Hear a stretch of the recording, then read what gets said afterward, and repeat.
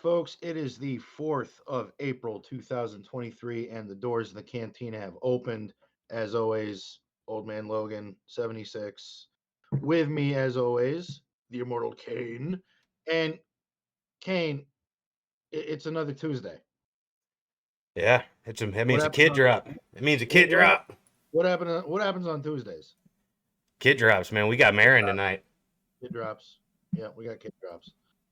But not only that, we've got a new addition to the panel, and we have a guest, and we got Bob, whose internet is working. It is. If, you know, if your table is made out of wood, knock on that shit right now. Hear that? $1,500 later. Mhm. It's working. So, Kane, spread the good news, man. Tell us who's the panel open to now, and who's our guest. All right. Well, the panel itself is opened up. AP has graciously accepted an offer to be on the panel with us whenever he's got the free time. So you'll see a hell of a lot more of AP. Hopefully, And tonight we have a special guest. One of our listeners has actually been on my ass for the last few months to get him on the show, and I could never find him. I typed it in everywhere except for YouTube, trying to find him, and I finally found him. Got a hold of him. We have Darth Locator here. He is a new player guru. I've been studying up and watching some of his videos. If you want to know how to be a new player, what to farm, when to farm it, this is your go-to guy. How you doing, bud? Doing great. How are you all Yeah, doing thank on this fine Tuesday?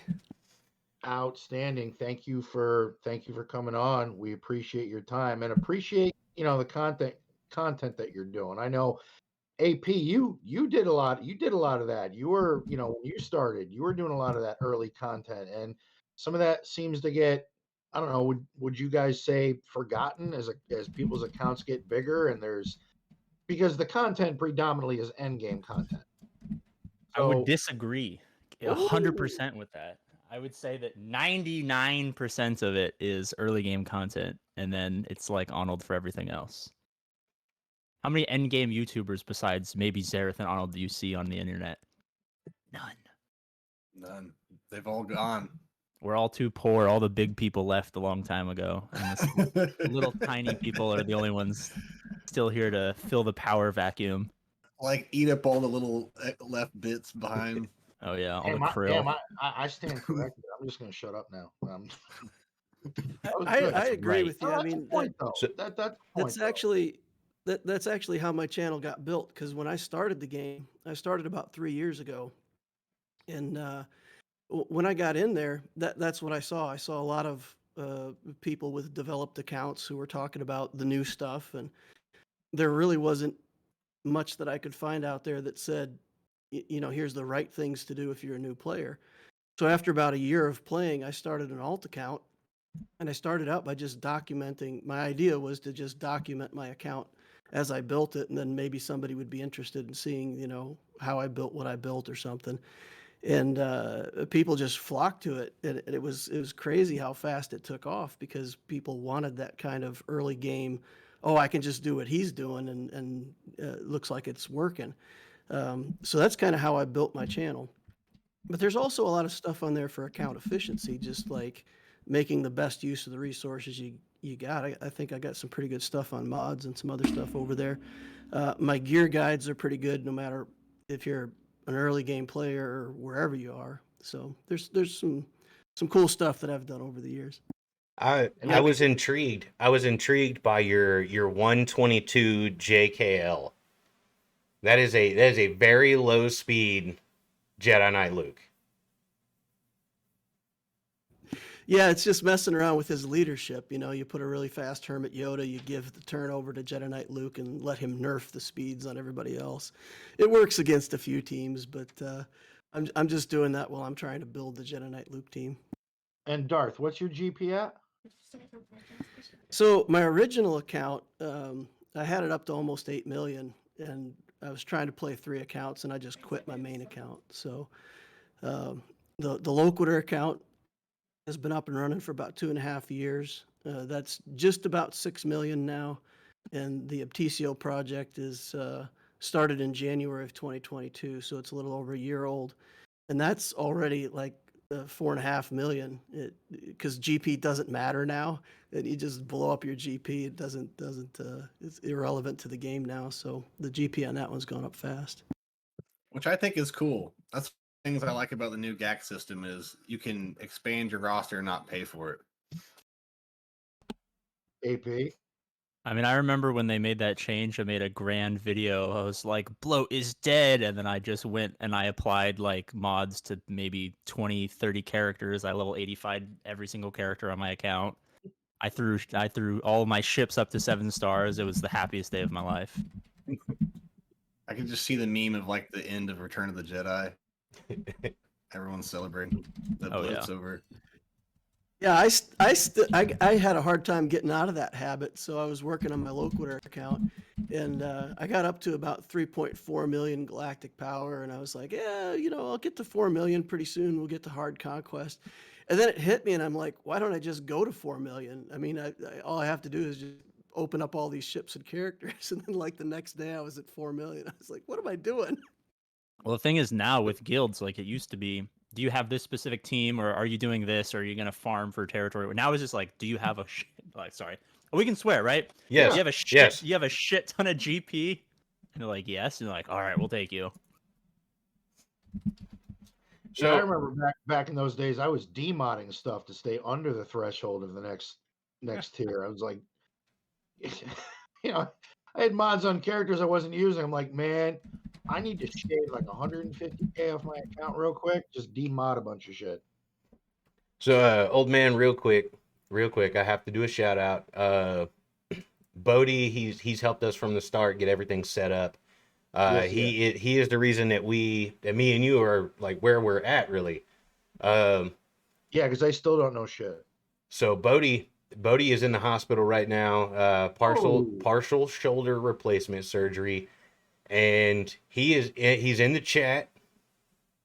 And we here at the Cantina want to wish him a speedy recovery. Yeah, Bodie, get healthy, brother.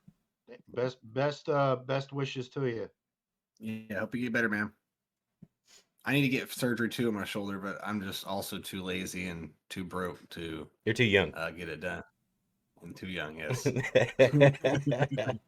Because if like I've sneezed before, my arm will completely dislocate, and I used to have to use like a jug to put it back in, but now it's just the ligaments are so gone that I can just shove it back in with my fingers. It's What are you guys doing to your shoulders? Well, for me Oh. and mine, and the old man will attest to this, mine was from humping artillery rounds. I was gonna say, like, for you guys, Bones. Did you also serve, or is this just like some freak sneezing incident that goes on every once in a while? I'm definitely the least manliest person you'll ever meet, Shit. and it's just spending a lot of time in my room alone. Okay. My ligaments have worn out after Spending a lot of time in his room. All right, we're getting way sidetracked. Oh, here. but for real though, I had 2 brain surgeries. I used to have seizures, so my ligaments went out. But now I got them under covers. Or, anyways, we're good. So don't feel bad for me or anything. We're going strong and swuggling up. Got it. All So- right, Kane, you got it up? Yes, That's a I bit of do a have. personal question. I was gonna say, I Hey. said it, and then I tried to go with the kit, because I heard that and went, oh, that didn't sound good. You should have known. You should have known.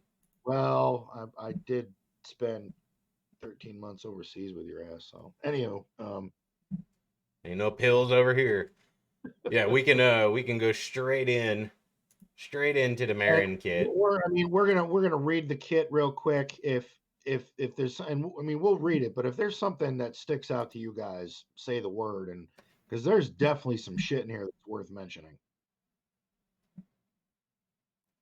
can we start with the fact that they really, really want you to not have any speed on your mods all of a sudden? Thank you. So That wait, makes me sad. I haven't At read least- this. I haven't at read this. least- So what are you talking Yeah. about? No, yeah, AP Kane has not even seen the kit yet. Oh. He's Yeah, going I in- do spoiler going in free. blind. Like you get my straight reaction from these.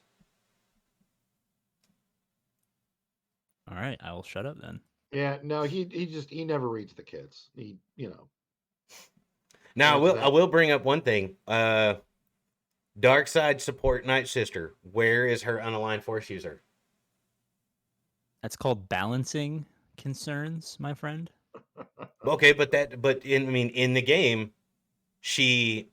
there is no lore in this game. No, you know there that. is. There's no lore in this game. Okay. Lord Vader can be countered with Slicker and Night Sisters. With what? No, there's no lore in this game.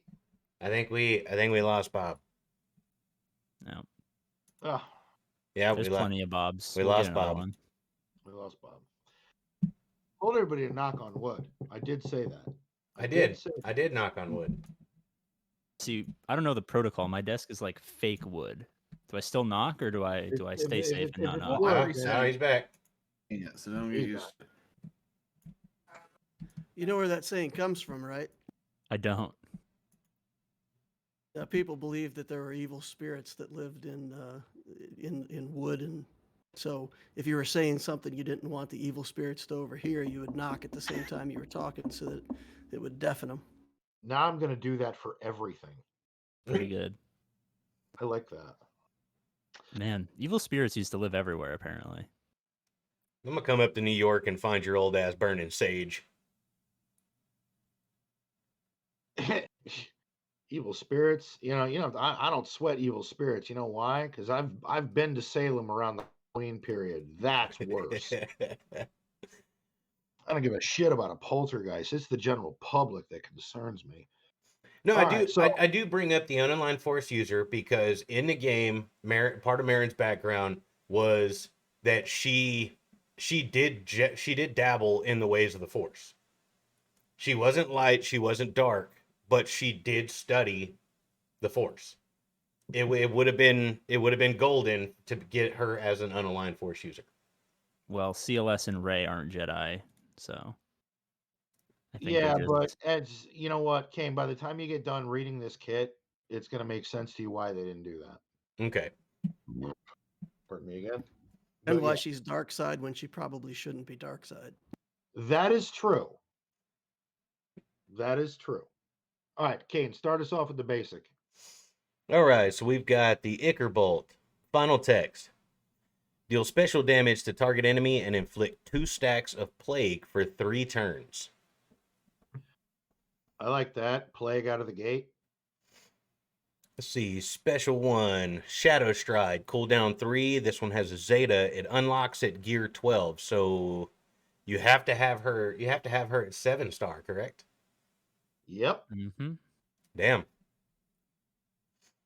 Final text, inflict 2 stacks of plague on all enemies for 3 turns, and all Night Sister allies recover 10% health and protection. Then Marin dispels all buffs and debuffs on herself and gains magic stealth. The next time another ally is inflicted with a debuff or defeated, Marin loses magic stealth, dispels all debuffs on all allies, and revives a random Night Sister ally with 50% health. That's a little fucking dirty. Magic stealth can't be targeted, defeated, damaged, or gain turn meter. Immune to buffs, debuffs, and taunt effects. If no allies are present, lose magic stealth. Okay, that's a little dirty. That's not just a little. That's, I mean, It gets better. They're putting that behind a gear 12 gate. Well, someone's got to spend some money on Night Sisters. You don't get Yeah. anything for free, my friend. That's Dathmir will be your grave. That's from the game. Cooldown of 3. Final text. Deal special damage to target enemy and stun them for 1 turn. If this defeats target enemy, inflict 4 stacks of plague on all enemies for 3 turns. Dispel buffs on each enemy with 2 or more stacks of plague on them. That is gross. A lot of plague going around, and that ability as a complete dispel on herself. She inflicts more plague, and then go ahead, read her Omicron. So but you're making the assumption she's going to actually take turns. that's true. So far, I I don't see anything about. All I've seen is how she can lose turn or can't lose turn meter, can't gain turn meter, and everything else. It's going to make a lot more sense here very soon. Last of the Night Sisters, Omicron, unlocks at Gear 4. Okay. Final text. The first time a Night Sister ally is defeated, each encounter, Marin gains 100% turn meter, which can't be prevented. Whenever a Night Sister ally is defeated or revived, Marin gains 15% plus 2% per relic amplifier level of the defeated or revived character's turn meter, which can't be prevented. That is gross. But, I'm already starting to sense you want your zombie dying often, Yes. and you want Doctor reviving often. While Marin has allies, her speed is set to 0, and she is immune to turn meter gain and removal. So her speed is based on the casualty rate of the Night Sisters and of the revive. Okay, but how? I guarantee it. I'm calling it out of the gate, you guys. 100% that is going to be bugged, and Marin never takes a turn when she's released. Well, Trench is already bugged. And I already see AP up there laughing because he knows. He knows it's going to be bugged. I mean, what isn't bugged when it comes to this game? Like, literally every single release in the last 6 months has had a bug. I think with 100% rate. Trench's best goddamn ability is bugged. It's supposed to hit multiple times. After you apply the Zeta, it hits once. I bet they take their time. I bet they take their time to fix that too. I'm just saying. Her speed is set to 0, and she is immune to turn meter gain and removal. So how is she supposed to gain turn meter? Because read the kit. Whenever a Night her Sister turn meter is gain defeated, isn't each ignored. encounter she gains 100% turn meter. So every time zombie dies, she's getting a turn on immediately. But that's the thing. She's immune to turn meter gain. So she cannot Not gain from that. herself. In the kit, it Not says from her own skills. can't be prevented. So the not preventedness of her abilities supersedes the not gaining And turn I don't meter. think, and I think the gain also applies that if somewhere in another Night Sister kit the turn meter is gained, she's immune to that. She gains enough on her own in her base kit. Okay. So she can only be manipulated by her own abilities. Exactly. I'm just calling it now. That's going to be bugged. If it's not, it's gonna be pretty fucking. I think it's going to work perfectly. Yeah.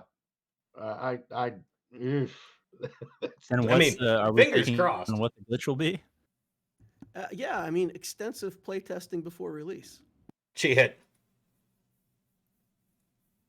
I mean, and see, I don't know you're if what they laughing do because you now- already knew. I don't know if what they do now is considered extensive playtesting. The 4 beta testers don't exactly mess around with the kits too much.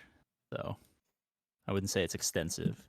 All right, Kane, read on with that paragraph. So her Omicron, while in Grand Arenas, whenever an ally is defeated or revived, Marin gains 100% turn meter, which can't be prevented. At the start of Marin's turn, inflict all enemies with 1 stack of plague for 3 turns. Fuck me, now I gotta level up my Night Sisters. That's wrong. They're baiting you. Don't fall for the trap. They're going to make you use all of your Omicrons, and then the thing that you love most is going to come to the game, and you're going to be sad. Oh, man, I've got like... Was it 20 per Zeta, and then 5 per Omicron or something like that? You got 100 Omicron mats just doing nothing right now? Yeah. AP, you're gonna learn very soon. He's a hoarder. I am. I hoard everything. I I'm guess so. saving them. I'm saving them for specific tunes. Somebody, it's not 1-800-GOT-JUNK for Kane. It's 1-800-GOT-GEAR. Like, motherfucker's loaded in that account. He needs to spend some shit. Kane, read this next ability because this is gonna test your resolve even further. All right, Unique 2, Vengeful Bond with the Zeta unlocks at Gear 6. Final text, whenever an ally is inflicted with a debuff, if Marin has 0% turn meter, dispel all debuffs from that ally, and Marin gains 25% turn meter, which can't be prevented. If Marin has more than 0% turn meter, she gains 10% turn meter instead, which can't be prevented. Okay, whenever an enemy is damaged, all Night Sister allies recover 5% protection. That's going to keep your zombie alive, which you don't want. Yeah, but it's also ensuring there's survivability on the rest of the crew. I think it's more about getting 4 banners back while you wait for Yeah, the zombie to die yeah, over towards and the over and over again. Whenever a Night Sister ally is revived, grant all allies instant defeat immunity for 2 turns, which can't be copied, dispelled, or prevented. And there is a 20% chance plus 10% per relic amplifier level, maxing at 100, to inflict all enemies with 1 stack of plague for 3 turns at the end of the turn. What the fuck? Okay, so now that we've heard all this, AP, what are your thoughts on this tune? Is this I mean, I don't think it's game breaking. I think it's like every other new character that they're going to add for these events. It's going to make a current team slightly better to really good, and you're going to have to spend money on it because they've gear locked it to 12, which means 7 stars. But I mean, I don't see this being, I don't know what's a great example. I don't see this being like Dark Trooper or like OG Mando or something like that. You know what I mean? It's more along the lines of Arc Trooper, right? Makes a That's okay team really good. That's what I would say. so pretty much. And I mean, you guys correct me if I'm wrong. I think I've been playing the least amount of time here. Uh, you're gonna want to put all the speed mods on that damn zombie. No health, no protection, nothing like that. That Or no way, mod. that way it gets the taunt off. So everybody has to attack it and kill it, and then it just auto revives. Marin gets a turn. It just keeps doing its thing, and none of the rest of the Night Sisters can ever be hit because of that little zombie. I think it's more of it's it's gonna be like the what are they called? Like the Tuscan 3v3 Omicron. It's like is it amazing? No. Is it really, really annoying if you don't happen to have the one thing that can counter it? Yes. Like as long as you have a revive prevention, you're gonna be fine. If you don't, it's gonna take forever to kill them, or you're gonna be able to basically destroy anything on offense. well the one thing I'm kind of seeing with this kid is that this may I know troopers have historically always destroyed Night Sisters. We know this. But again, the more zombie dies, I feel like the stronger and more this team is going to ramp up, and more plague is going to be out there, and survivability is going to be an issue. And there's a lot of mass dispel on herself. There's more plague. Um, Just But the I Plague the think TM, the TM mechanic alone. Now, that being said, this could be more interesting in GA, but could this character not also help? Maybe a Lord like, would you wanna bring another Night Sister onto Slicker to counter Lord Vader with old Daka and Zombie?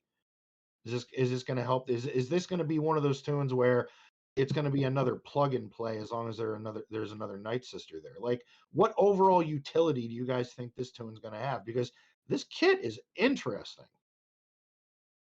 I Yeah. I don't think that this is going to be another one to bring to Slicker. I mean, yeah, it makes you focus on something other than Slicker, and you have to take care of it. But I don't know. It seems like this would be better to run with just the Night Sisters, because then I mean Marin's gonna get crazy. I think it's gonna be fun. I think it's Like, gonna be what cool. do you what Most do of you your think? most of your Galactic Legend teams have some way to deal with the taunt anyway. So, like against JMK, Ahsoka just removes the taunt off a zombie, and then it's all irrelevant. And prevent revives when you kill somebody, and it's going to be rough trying to fit this into a GL team. I think in Grand Arena on offense, I don't think you can really put it on defense. You know, a heavy AOE team will just kill everything all at once. But if you take it on offense in Grand Arena, this might even be a counter for like a Darth Revan team or maybe a Malgus team, because they don't do enough area effect damage to get through it. The AI is just gonna, you know, kill your zombie over and over again because the AI is too dumb to do something different. And with all of the buff removal that she has, maybe that'll, you know, get the Sith Empire team under control. So there may be some interesting applicability here for counters, but I think it's an offense team in GAC where you have to control the matchup and imagine that if nothing dies, right? Imagine that you attack into something in Grand Arena and nothing ever dies. She will never take a turn. She'll literally just sit there for the whole combat. So you have to go into a matchup where something's going to get killed and she's going to get activated. Now, does she prevent those AoE counters though? Because she doesn't take any damage, does she? When she's under that stealth? So if she's under the magic stealth, she can't be targeted, defeated, damaged, or gain turn meter. She's immune to buffs, debuffs, and taunt effects. And if they kill everybody else, then she loses it. And immediately reses one Night Sister. Yeah. So she automatically loses it, reses a Night Sister, and immediately takes another turn. Can you imagine how exciting it would be when that happens and the one Night Sister she revives is Daka, and then all the chat goes crazy or whatever? You're at your in-laws' house and your mother-in-law is complaining in your ear, and you're just like, "Yeah, let's go," because Daka's back and the whole team comes back. That's what I'm excited for.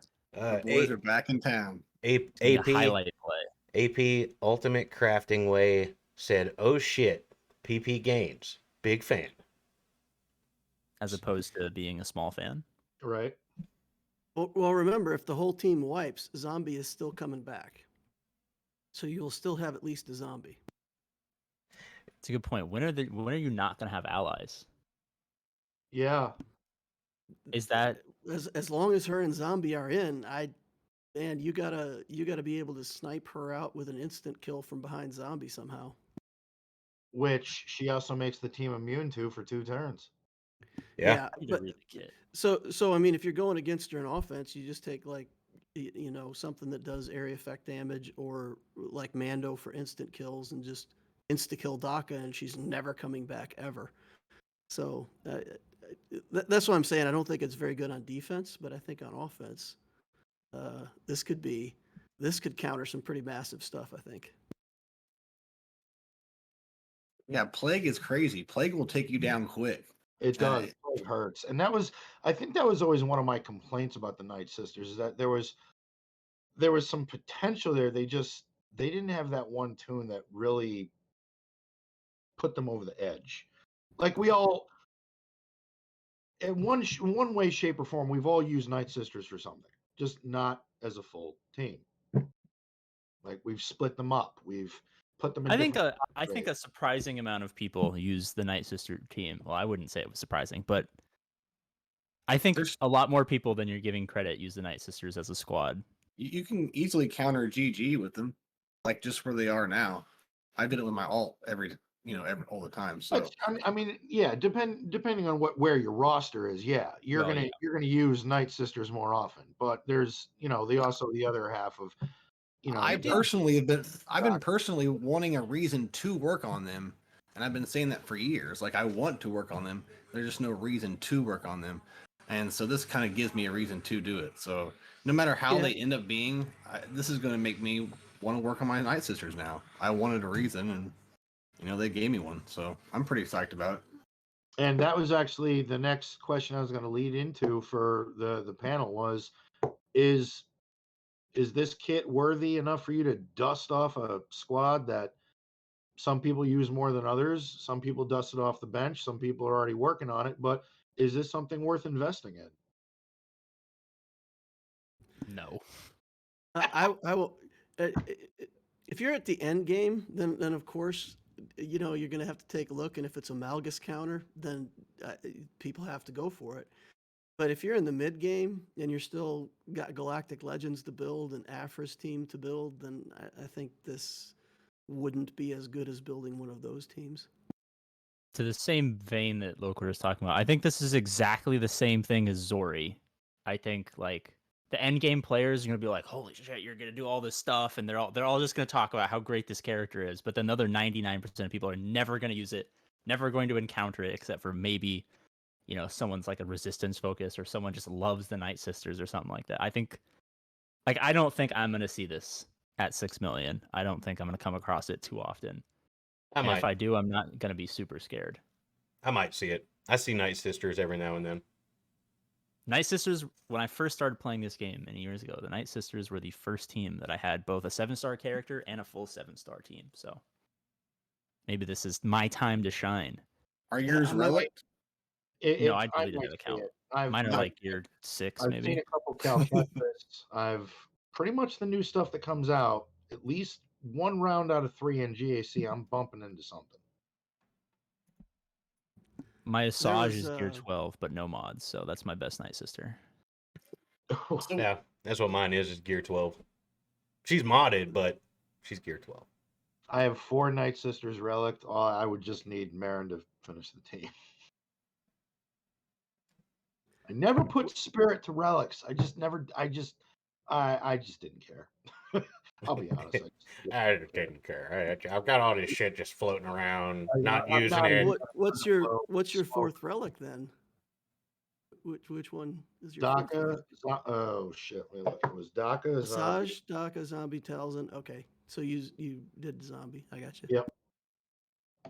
There used to be that little gimmick thing where you could put Jedi Knight Anakin in a Night Sister team and like solo the Treya level in the Sith Raid or something like that. And so I put together that team.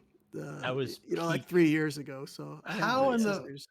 That was how the in the greatest. fuck do people come up with that? I mean, I just want to see someone like a true theory crafter, like a genius, like their process and things. It's not It's even, you'd be insane. surprised. It's not even genius. There's so many people playing that someone does something and then accidentally realizes it works.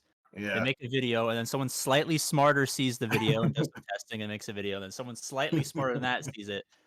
And then Just refine eventually, it. That was, and Bob, that's like way back in the day, the first Rancor raid. I don't remember the exact team comp, but I do remember Fucking Tebow. it had to do with Tebow and Darth Yep. Vader.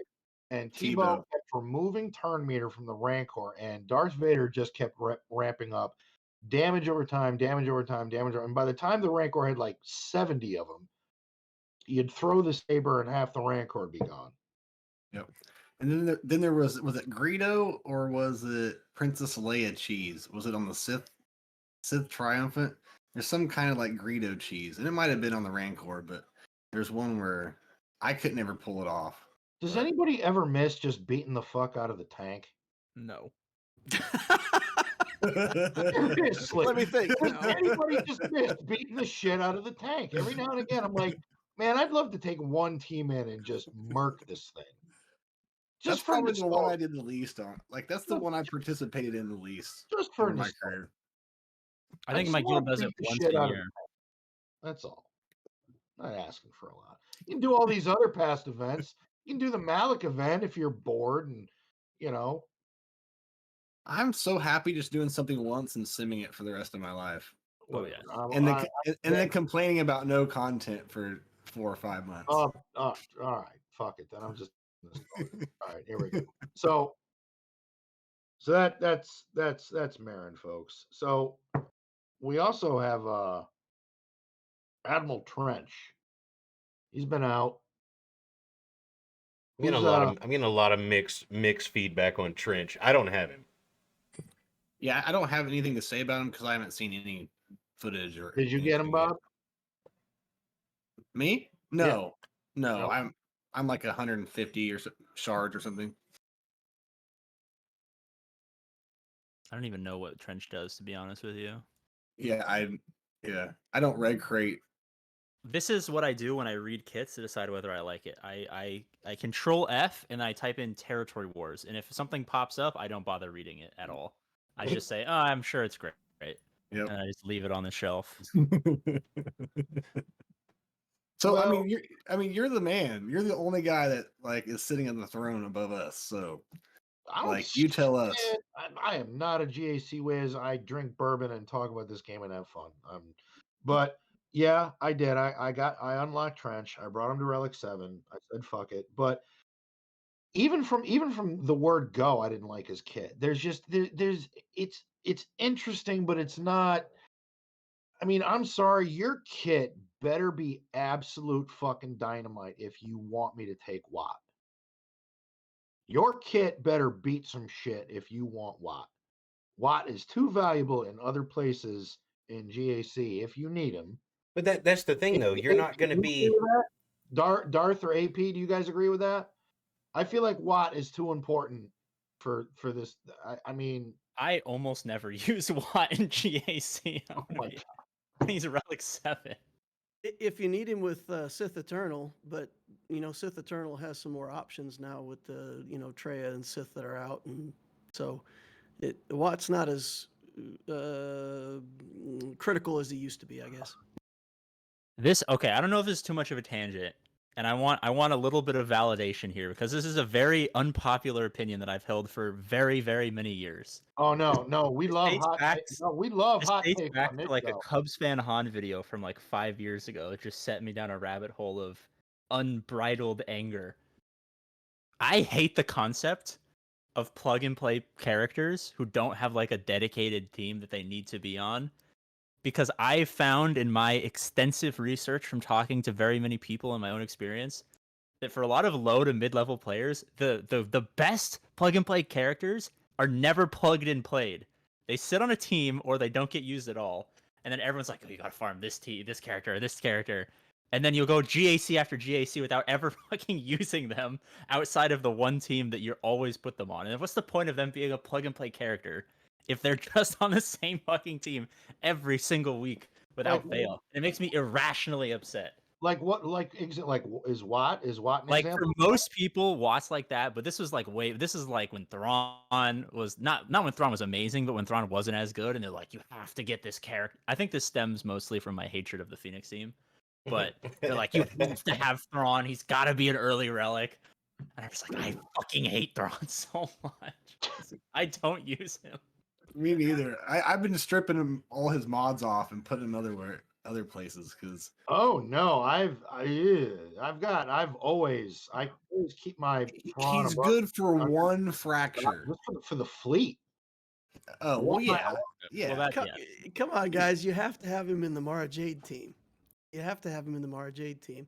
I have a complete Emperor Palpatine, Mara Jade, Thrawn, and then just 2 other Empire characters.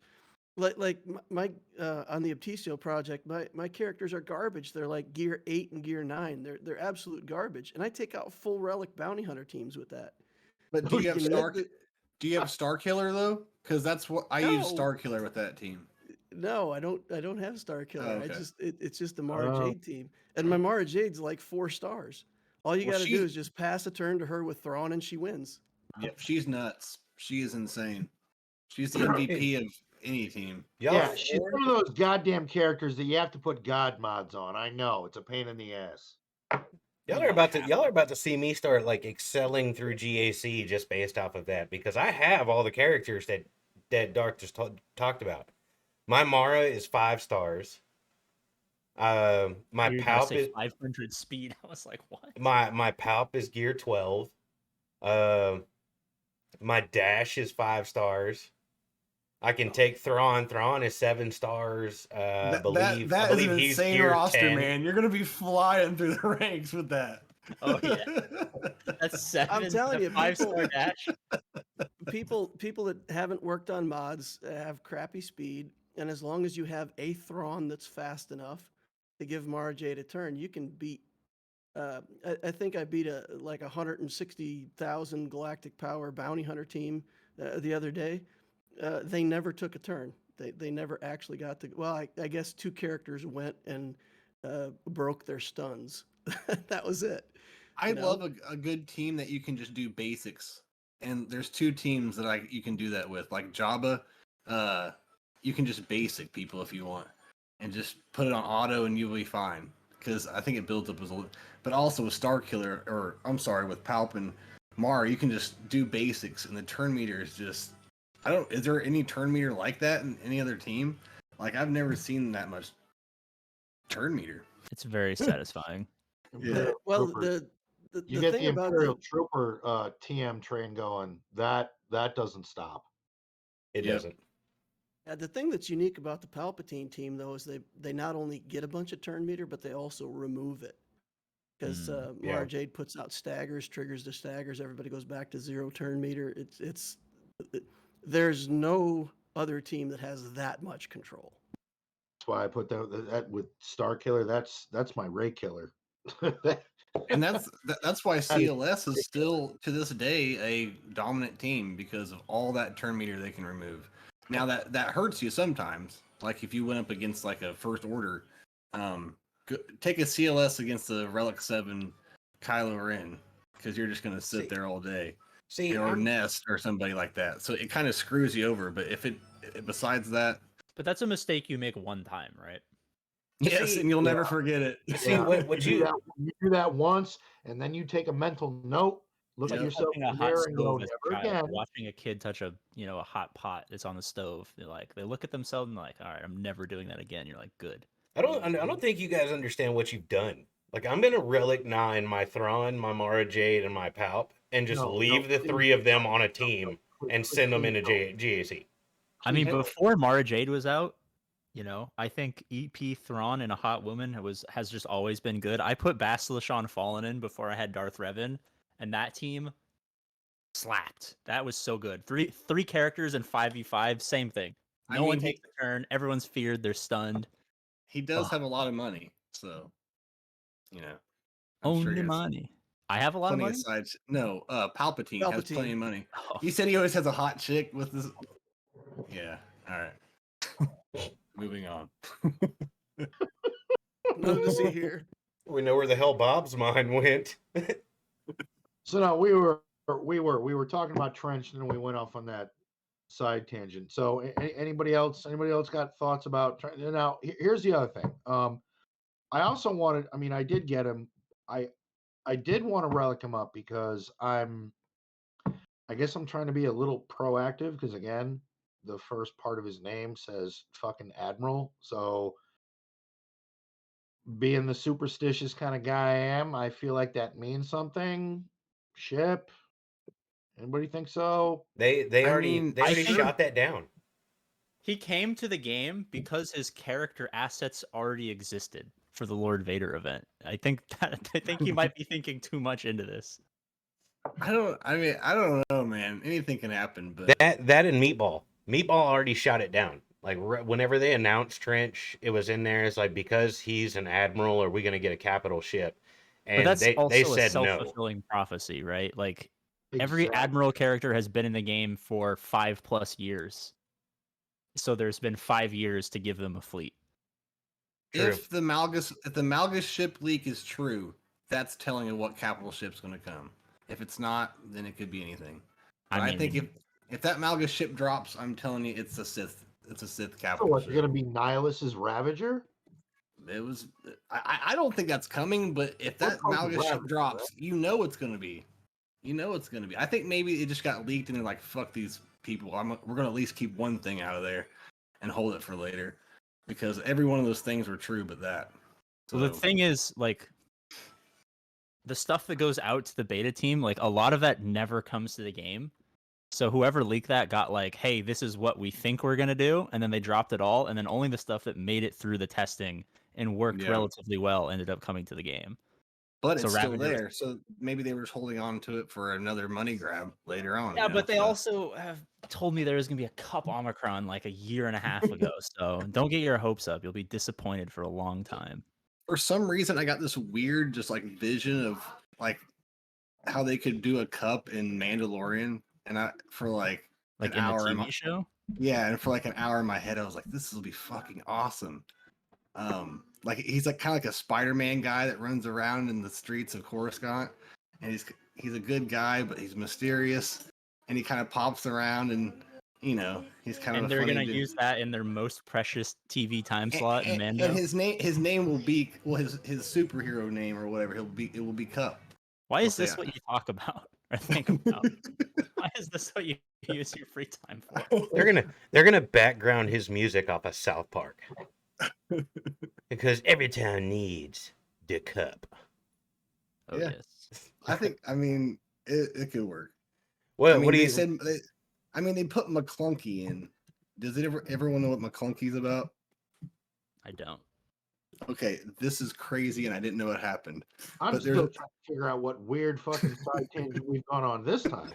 but you have to listen to it now that we're already here. Talking about a there's- cup superhero. He refills there's your a- drink.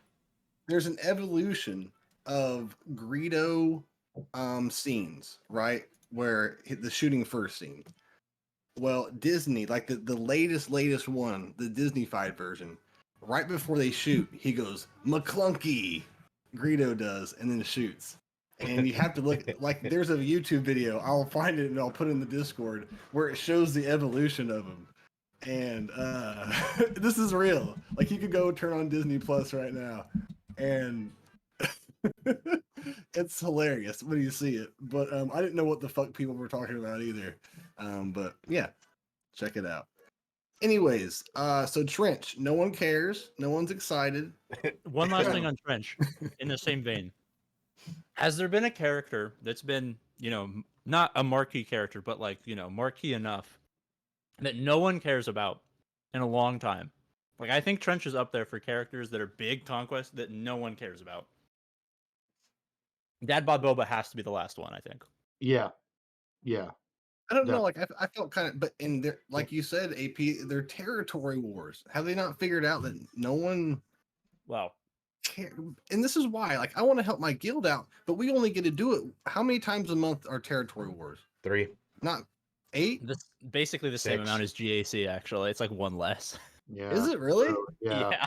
It's like the What do you it's the think? biggest misnomer thing. People are like, "Oh, territory wars never happens. Why would I Yeah. waste my?" It's like the exact same amount. It What do doesn't you- seem like it. What do you I've think? always What do you used that think, Luke? excuse too. Do you think Trench is going to be viable, or is just avoid him? I think his kid has too many words. I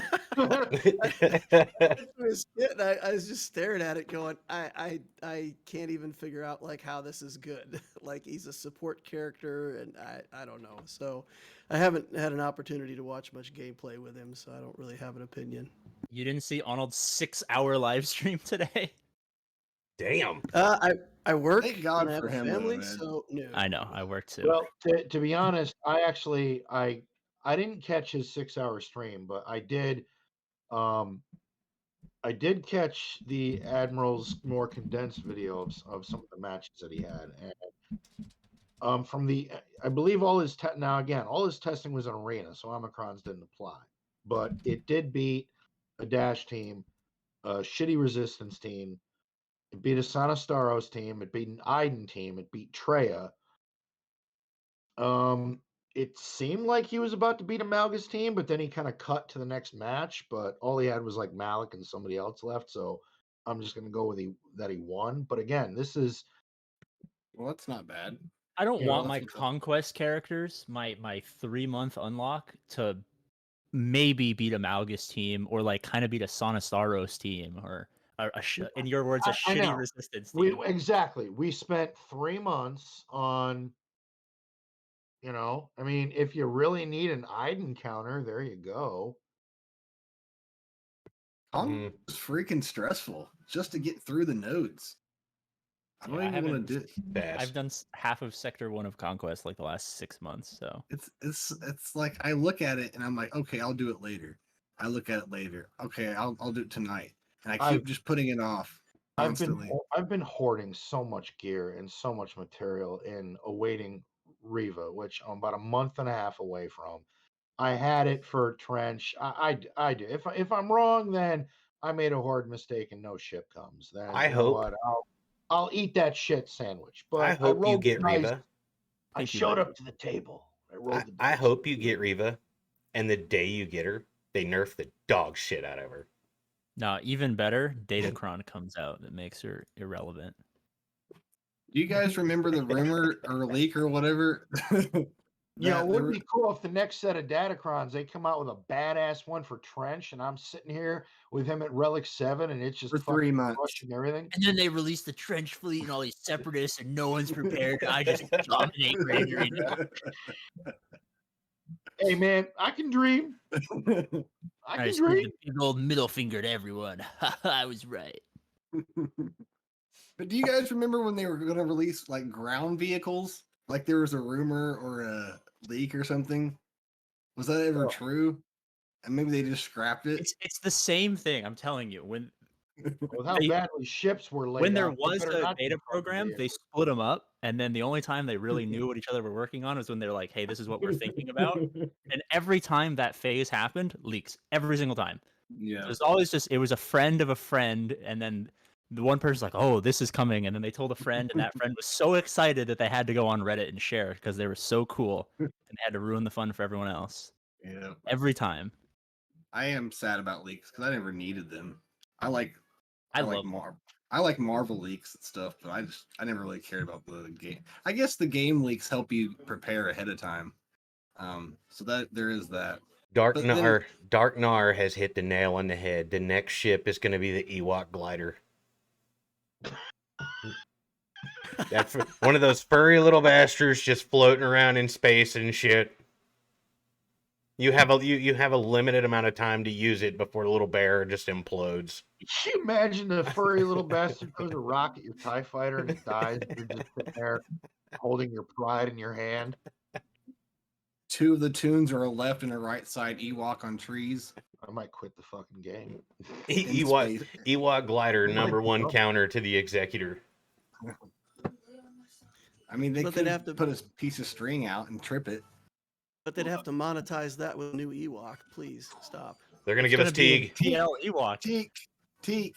And speaking of that, what does everybody actually think? Now that this conquest is ended and everybody got Admiral Stench, and I was the jackass that actually put stuff into him. What are we thinking for the next conquest unit? There's been rumors, this, that. Is it Malga ship. a Sith ship, and why? Well, Because the why? Ravager's coming. Only money. I To have be fair, no a idea. Malga ship would be awesome. Malga ship would be lit. So I don't remember. Who does he That's because I have him. Everyone else would be Yeah. pissed. Yeah. Was the They have a profundity? Grand Inquisitor ship. They have a Grand Inquisitor ship. A Malga ship is not that bad. And the Grand Inquisitor don't- ship is hot garbage. Oh, shut up. It is. That's because you don't have Reva yet, so it's only half piloted. Only one of the fucking wings work. Reva doesn't pilot that ship. What are you talking about? Jesus Christ. Get it together, man. We're playing Swugga right now. So who's the other anyways. pilot? There's 2 pilots in that ship. Second The sister. fifth and- brother. Oh, fuck him. He's a tank. He ain't worth it. So hey, I have a question. So every time when Profundity Executor was released, was there a GL released next to it? I think so. I know Java was released with Profundity, and I think JMK was released with Executor. Yeah, it So- sounds about right. It so sounds if it- about right. If it's about time for both again, I would expect a double release once again. Well, we've got Road Ahead this month, and we should know something. But think about, I don't know if we're gonna get. I think you got to have the release of the raid first. So they're probably going to give you more details on the raid. You're probably going to be disappointed with this Road Ahead. They're going to give you some rehash and a little more details of what they've already told you, and then after the raid, I think that's when you're going to start getting GL news. No, I wonder if not. that's where you're gonna get your Saw Gerrera shards from is the raid, because all they did was mention him one time, and they've I never don't think Saw's never gonna be touched him cool again. enough. Not his shards for the raid, because that would interfere with the Cal Kestis survive. No, that's. I hope it's his buddy. It's his buddy who helped him. No, I this, bet you that's who it's I'm going telling to be. you right now, this new raid and this road ahead is going to be the blueprint of where you get Relic 10 material. With the That's character. what I'm thinking, because It's that's time for a where it's going character. to be available in this raid. You want Relic 10, you better have the fucking teams to do some damage in this raid to progress further to Jawas. another money grab, which would be Relic 10. Well- AP, is that not feasible? It is feasible. However, we have been predicting that this, that, or the other is going to be how they release Relic 10 for a very large amount of time now. which So I don't know. means we're due. Well, But that's like saying says you've lost 10 hands at blackjack, and you're like, oh man, I'm due. Like, you could just keep losing. And CG does operate exactly like a casino. So, I mean, well, I would roll around. Dark Nar says it's going to be a double GL release. Jar Jar and Sith Lord Wicket. Sith Lord Wicket. It's Teak, man. I'm telling you, it's Teak. We're getting the like motion capture actor for Jar Jar before we actually get a Jar Jar. That's never happening. I think so too. I think so. I mean, it's not Jedi going to guy. actually happen, but If that's we get more him, likely. if we get him, and they make him like a dark side Sith Lord, then technically, aren't we getting Darth Jar Jar? Nope. No, Darth Ahmed Best. Oh. Okay, Dark Jar Jar best. What was our original topic? I don't remember. Next just getting conquest dumber. character. Yep. I don't see them putting a conquest character in a conquest ship. I think that would irritate a lot of people because even if you got the ship, you might not have the pilot, and I don't see Yeah. that as a I good don't see it strategy. Not in First Order hasn't had a character in a long time, and they've lifted a lot of other squads. So maybe a First Order character. Ray Palpatine. The other thing that could be interesting, they also haven't done a Mandalorian thing and boosted Mandalorians in a little while. I wonder if there might be a version of Bo-Katan from the new Mando season. They I think always she'd have seem to to have go a new late. weapon.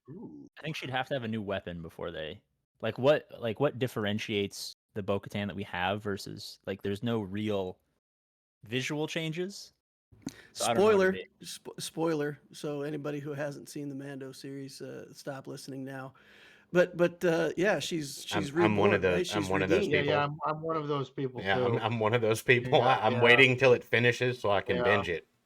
Like I don't want to pause. There is a change. There is a change. Redeemed, whatever. like fucking You know, with First Order Super Special Forces TIE Fighter Pilot Unleashed, Redeemed, Reborn, Unmasked. you know, Because, I will yeah. say, I will say this. It is very, very disheartening to know that we get all of these spoilers for all of our Star Wars shows, all of the movies, everything. Well, But we quit can't get waiting. spoilers. We can't get spoilers for games. You cover a Star Wars game and you refuse to watch the most popular Star Wars show of all time. I think that's your fault. Yeah, I'm sorry. I mean, It kinda if you get sounds like spoiled, I have that's I what I have tell other people. I have other And shit not to only do. do you cover you have a show where you talk to people who also cover a Star Wars game. And you can't say that you don't have time. That's They're like being 30 you're minutes in a long. bar. That's like being a bartender and then putting together alcoholics and being like, man, let's not get drunk. Like you're dancing with the devil here, my friend. Why do you think I came on this show? Like I me came and on this Loco are show about to so I get could get into a whole bunch of spiritual- alcoholics spirited together and tell them debate not to about drink. Bo-Katan. How well is that working? You're in the middle of me and Loco are having a spirited debate about the visual versus spiritual and moral changes in a character that no one outside of the dedicated Star Wars fans even know existed. And you're stopping that from happening. Watch the fucking show, dude. I got nothing. I got nothing. Hey, you know what? No. I was gonna put AP it Games amen. quote, "It's a you Nope. problem, not a me It is a problem." you. Yes, Nope. exactly. I am thinking now the come and go as I please. AP, you are the new co-host. I can't compete with that. Did you move just me put down in you the just bottom put me you just put me in my place and now I'm screwed. No, I think if we get a Mando character, it has to coincide with the season finale of Mando. There's got to be a Din Djarin, Darksaber, and a Grogu, whenever he gets a weapon at some point.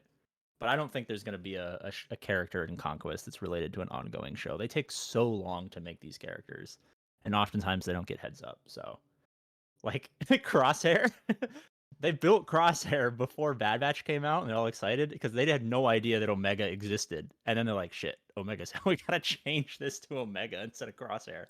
So it's gonna be a long time before we get a character from, Book of Boba. Actually, Mando or that anything. might be another good call out. Crosshair could be interesting for quest character. That's what I've been predicting like Crosshair as the conquest character for the last like 4 conquests, like even maybe even all of the conquests, because this would sound kind of stupid when I think about it, because the Imperial Troopers are already god tier, but I wanted a Imperial Trooper Crosshair. Like, I wanted Crosshair to be like what Iden is for a long time. That was always my hope, was that the Iden would be Crosshair, because I love Crosshair. He's the best Bad Batch character by far, and he's awesome. What And he what shoots about what about Beskar armor Grogu? You mean Beskar Poldrin on his chest plate, Grogu? That works. Oh, more spoilers! Oh my god! He wouldn't have known if you didn't say spoiler. I was just making a size joke. Seriously, she made him a hubcap. A teacup as a chest. That's not really a spoiler. They just gave him like a teacup as a chest plate because he's so small. Yeah. It's like Yeah. he got this red Solo cup, and it's like covering his whole torso. See What now, else do you guys want to hear? What else do you guys want to hear about the show? Oh no. fuck you, Bob. We're good. Fuck you. So What else we got on the agenda? I had an interesting topic, and unfortunately, this is going to cause a rant from a member of our panel who is going to have his moment to, exhale the toxicity out of his lungs and speak his mind. But GAC, we all play it. Some of us love it, some of us don't. Some people care a lot. Some people are uber competitive. Some people aren't. But for where each of you are and how competitive you are in GAC, does who goes first matter? Do you wait? GAC? Are you one of those players that, all right, It obviously matters. you look at your opponent's defense, you go to bed, you wake up, see what they did. Maybe they cleared you, maybe they didn't. If they didn't, does that not adjust your play style on if you know all you have to beat them on is banners? Does that not adjust your play style and make things a little easier? So, that being said, does waiting out your opponent, does going second, is it an advantage? Of course. Okay, But why? hear Who me. disagrees? Who disagrees? I want to hear who disagrees. My co-host. Why? My co-host. I'm not touching this topic. It only determines how much effort you have to put into the match. I'm not. It- I'm you not, should I'm always not try to- touching this topic. Everybody's trying to full clear, right? You should always try to full clear. If not, you do the best you can. It determines the counters you use. It determines the risks you Yep. take. It determines Yep. the zones you start with. Yep. Literally the entire Grand Arena. I Yep. just don't put that much thought into it, I guess. I Okay, do. maybe. Zero thought into it. I just start clicking shit. Okay. Bob, I need I'm to hear one the of those argument. I need to guys- hear the argument. I'm one of those guys that has waited until the last hour and finally You goddamn sandbagger. started seeing what my opponent was doing and acted accordingly. See, you're an asshole.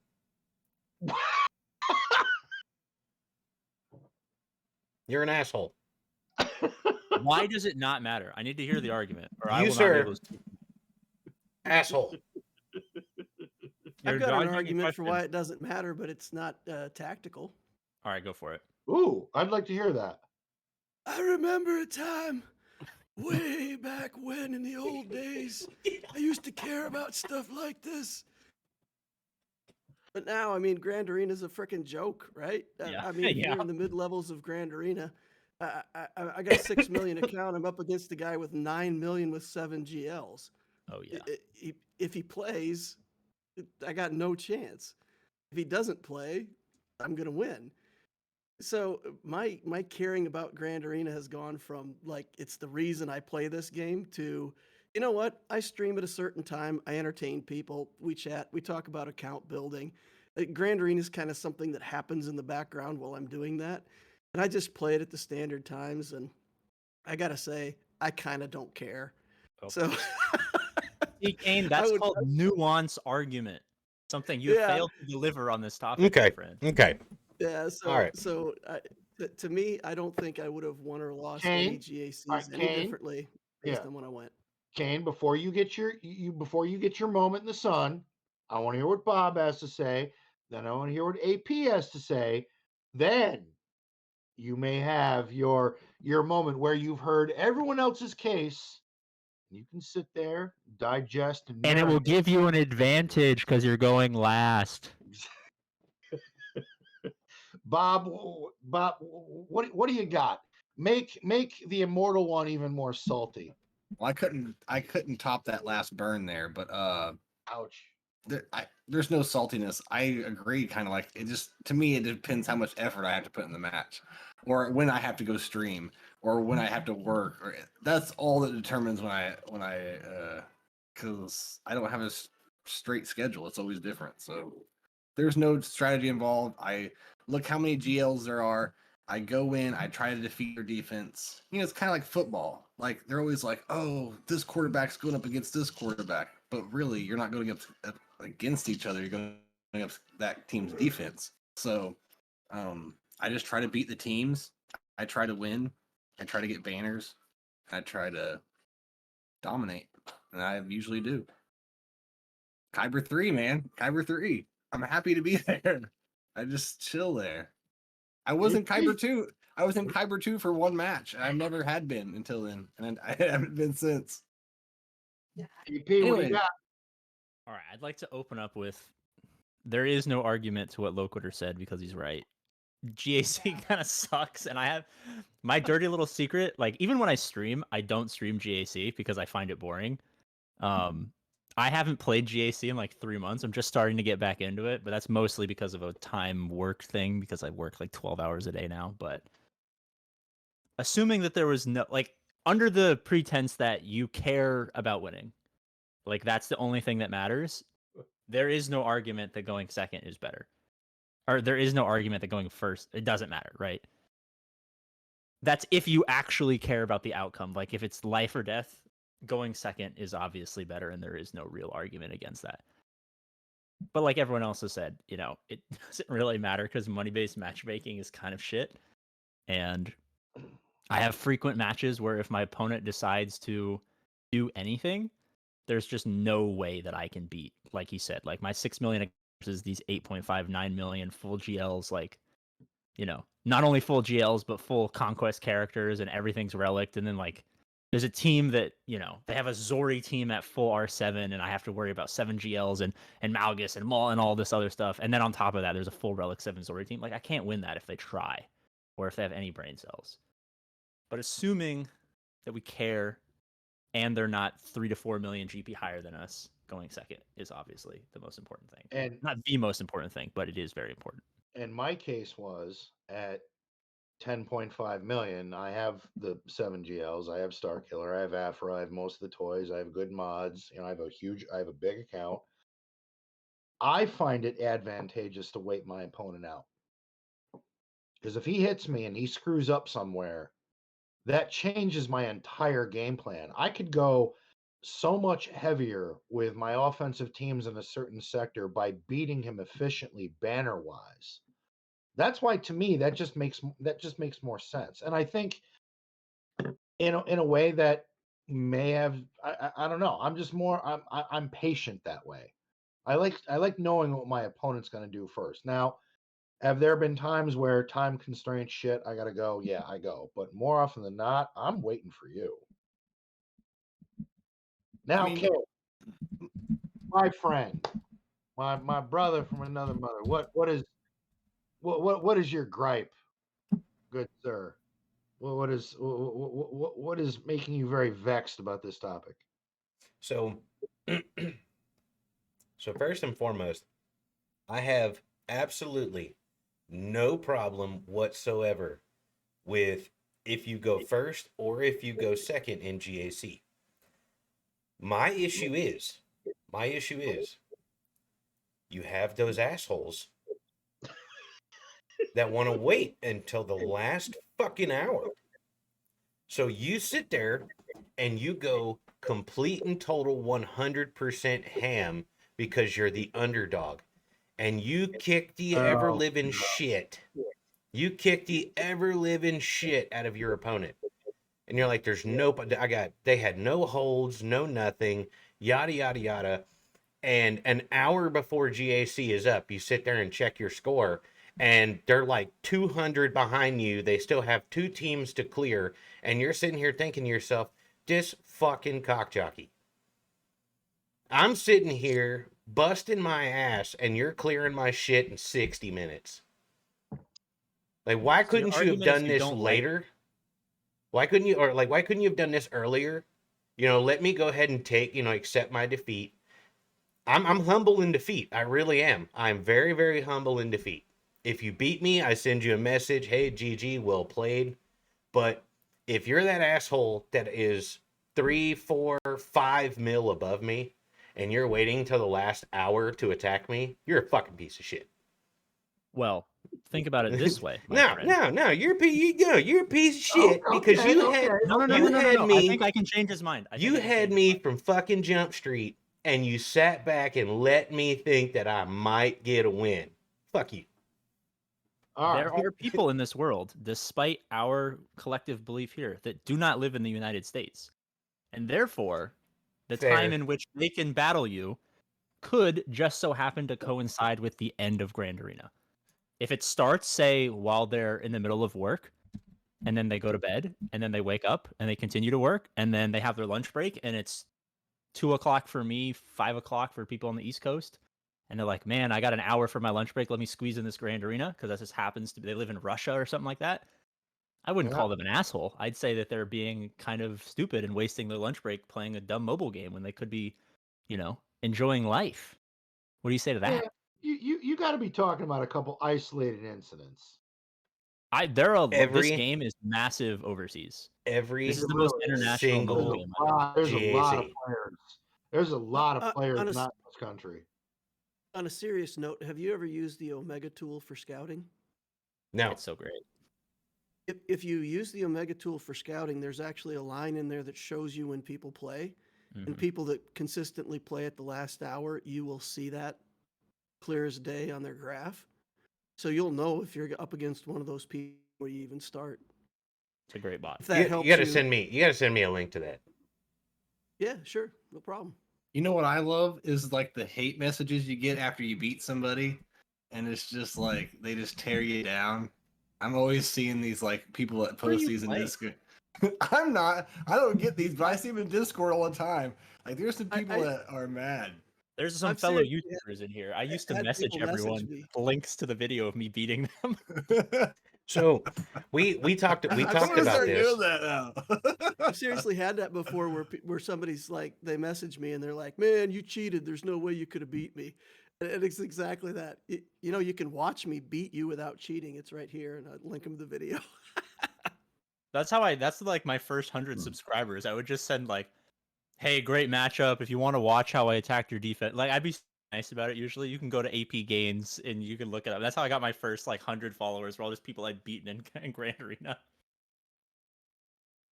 I knew there was a reason that we meshed so well together. I'm a natural asshole. I really am. I'm not an asshole. I'm a great guy. So am I. But you have the same tendencies that I do, because that sounds like a dick move that I would pull. In 99% of the circumstances, it was simply selfish self-promotion. It was not me being an asshole. It was like, And I think we should all like take up this thing and do it. Start putting old man Cantina out there. no, because if somebody, I constantly get those people that talk shit in GAC because they're 2, 3, 4 mil above me and I beat them, and like, you piece of shit,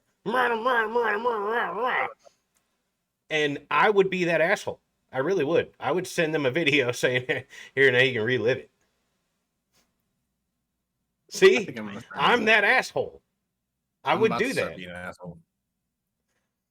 I'm gonna start linking. I'm gonna be like, "Hey, fuck you. Here's a link to my YouTube channel. And it's gonna be your guys' YouTube channel." I have never. I don't know what it is. I have never received a message that oh, there's no way you got through that defense. There's no way you did that.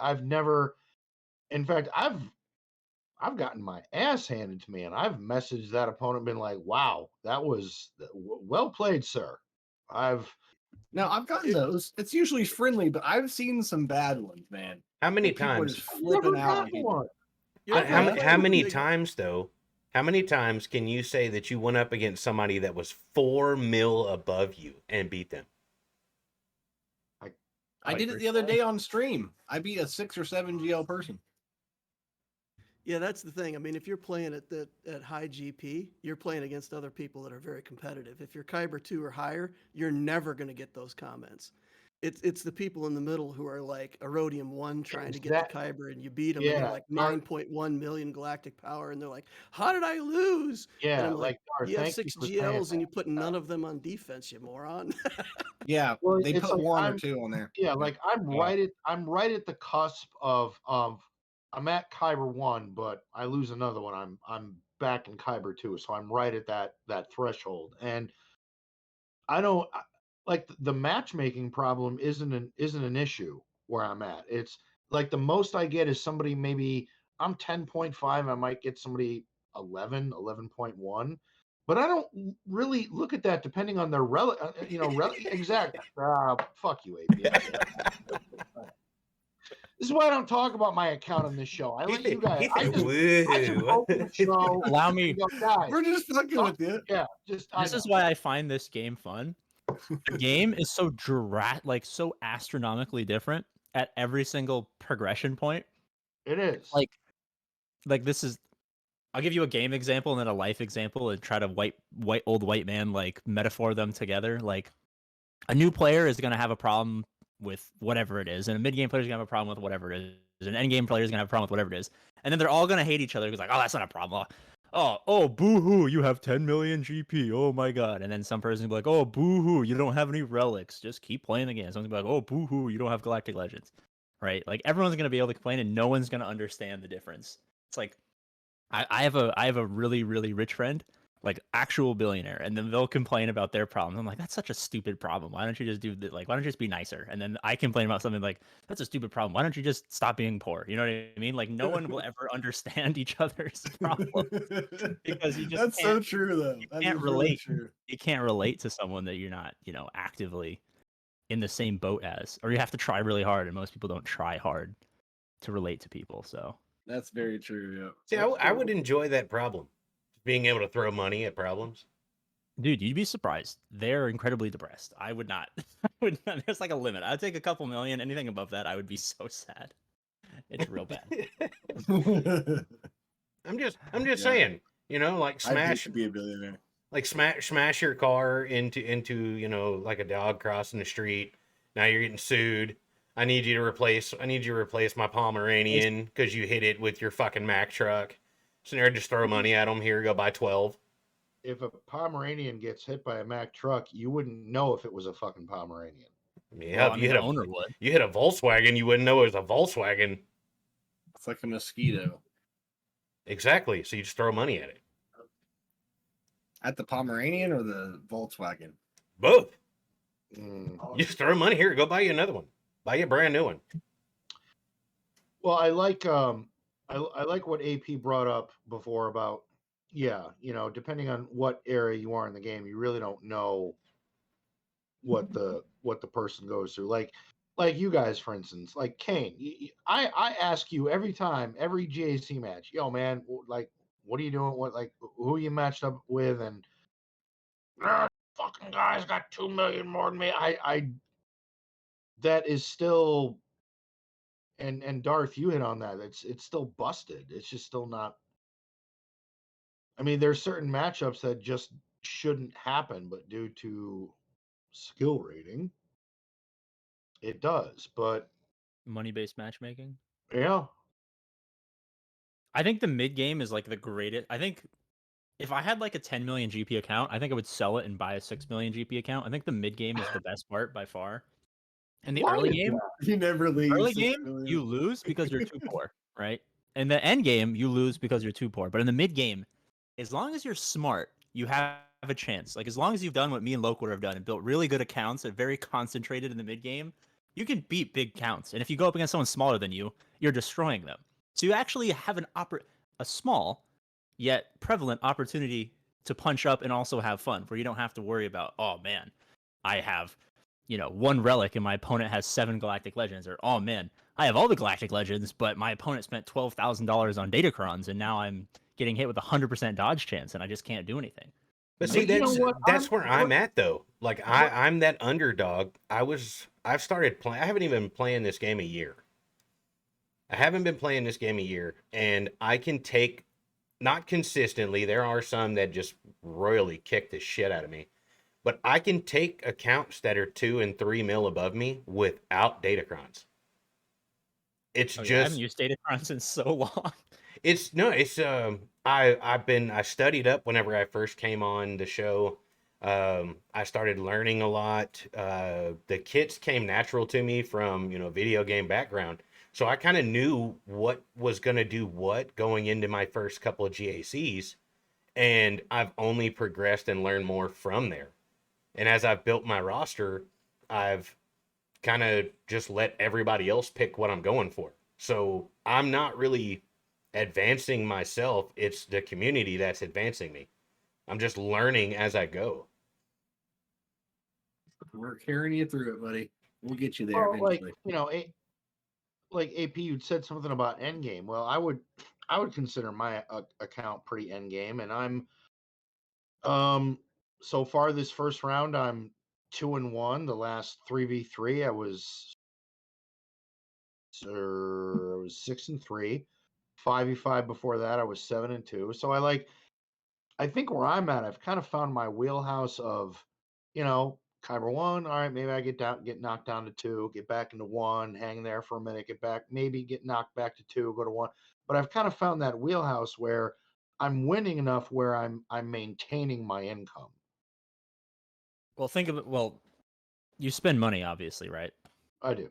Think about like Voxen or like Calvin. Like they're like 9-10 million in that range. I think Calvin maybe high 8s, low 9s at this point or something like that. Same thing with Voxen, but they're free to play, right? Calvin's in the 9s, I think, at this point. Yeah, I think they're both. I think they're both mid 9s or early 9s or something like that. But like, they're obviously trying to win, but they're not spending money. So if there's ever something that comes to the game, like the Datacron set where everyone just got a crap ton of turn meter or something like that, or maybe that's on a tier 6, or maybe there's a bunch of tier 7 or I guess level 9 for relic 7 Datacrons that give pointless characters that no one in their right mind would have, but they become god tier GL killers, right? But the rates are super bad, and the drop rates for Datacrons are bad, and the reroll materials aren't getting kind of converted like they used to, or just whatever, right? That's an sometimes insurmountable problem. And if you watch Calvin, like, it's better now, but back, a little while ago, he's getting dominated, just dominated by people because he could not buy the things that they had that didn't, it wasn't like, oh, they planned better than me or they had a better GAC execution. It was literally just like, I can't compete with $3,000 worth of Datacrons because I'm not spending money. So like your Night Sister Initiate is one-shotting my Lord Vader. Like, what am I supposed to do about that? I don't have a Night Sister Initiate Datacron. And so when those things come to the game, that's when the hurt is felt. Like right now, I feel like we're okay because the Datacrons aren't super OP, and Reva's fantastic, but a lot of people, regardless of their spending, could have Reva if they're 9-10 million GP just by being in a guild that does a lot of Reva shards. But like, if the next Datacron set turned, I don't even have my game open, but every character that you don't have into a GL killer, you'd be fucked unless you spent money to get those characters. Absolutely, yeah, without a doubt. That's what I mean. But see, I think that I was set up because I'm free to play, and I think Bob is now free to play. So I was set up for success being free to play based off of EA's previous history. Anything that ever had to do with EA, look at Battlefront 2, the huge lawsuits for the paywalls in the game. That huge lawsuit made it to where every single microtransaction company had to make it to where you could earn this character or earn this advancement that's going to get you higher in the game. They could not lock it behind a paywall anymore. So what they do, they locked it behind a paywall for a time frame, and then they bring it to the game for free to play. That was the loophole to it. I was set up for success when I started playing this. I already knew about that shit. I knew I'd never have to spend a dime and I'd still be able to farm a character. It'd take me a little while to do it, but eventually I'll get that character. By the time I get it, it's going to be a shit character. When you're competing in the end game, you're screwed because you can't wait the year it would take you to get that team free to play. When, you know, if it's broken right now, are you just going to lose for a year? Like, that's not fun. I mean, yeah, you got to put that belt on, man. Tighten it up. Push. Like, if every single opponent for a year put a full Relic 8 or 9 Reva team on their front wall and then loaded up the other zone with stuff that you had trouble beating, like, for a year while you free to play farmed your Inquisitors, then got into a guild that got Reva shards, and then waited for them to help get you Reva at 330 shards. Like, if that was every GAC for you, and that's what it's like for these, you know, Kyber 1 players who are free to play. That's every single GAC is these people. Because it's getting smaller and smaller, and they're good players, but you can't keep up with the thing that you can't beat. But that's how we learned that bounty hunters kick the shit out of Reva. Isn't it bounty hunters? Yeah, I mean, you're going to find innovation, but you can only, I mean, you lose for a month and then they figure out how to beat it, like with, you know, Van Seal figuring out you can kill Lord Vader with whatever her name is, the kick lady, punch kick lady. Fennec Sean. But there's some things that you're just not going to be able to beat. Right? I mean, that's true. That's true. Now, I do want to say in general that this game does do a great job at their free-to-play cadence. We know how things are going to be released. We know when we'll have access to it. So you can't really complain, right? And if you just have patience, you're going to have access to it all eventually. But you can never go to the top. So I've played a lot of these games. I played Dragon Champions and Raid, and I mean, every hero collector I've probably tried or played. And this game is pretty good at being consistent. You always know what you're getting for the most part and when you're going to get it. So, like, I know it's not perfect, but it is one of the better games that if you're free to play, you're going to be able to access all content eventually. Anyways. Well, that's what I was saying with the mid game being the best, is that's where you slot in to the point where it's less of a problem. Because, like, if you're low GP, all of your opponents are high GP, and then that's just a factor of them sucking but still having played longer gives them stuff that you can't beat. Like, I don't care how good you are. If you have a 1 million GP account and your opponent has a 4 million GP account, you are not winning that. No, you're not. Unless they place no defense like I do, because I just like giving people free wins while I take a vacation from GAC. But, like, if they try, you cannot win. It's a little bit better in the end game with Datacrons and Revas and whatever that you can't get super easy free to play because you have enough to where you can find a way around stuff. But, like, it's not like it's fun or easy. Mid game, that's where it's at. Okay. That's where I'm at. That's where I'm at. You win some, and dim sum, you lose. Dim sum. I love dim sum. Dim sum's fire. All right, what's our next topic? All right, so the last one, and I don't. I guess I should ask first. How engaged in Datacrons are all you guys? No, I have 3. I have 1. I have a Datacron. I'm not engaged. I try to build at least one good Datacron out of every set, and then 2 or 3 lower level ones.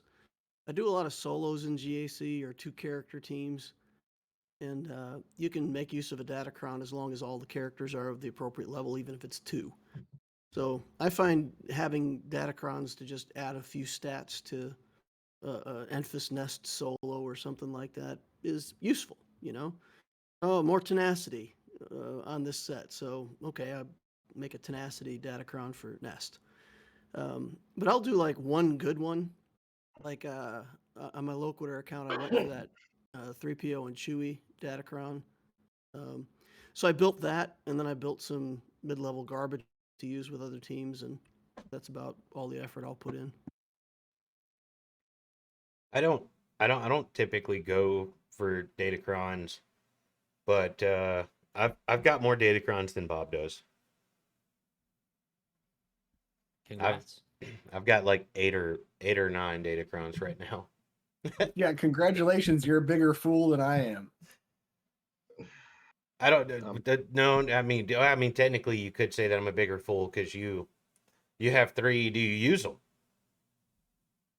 Yeah, that's what I'm saying. I I just got one for my droids. I got one for my scoundrels. And I have one left over that I think is the trooper one from the last set. I've got 8 or 9, and I don't fucking use them.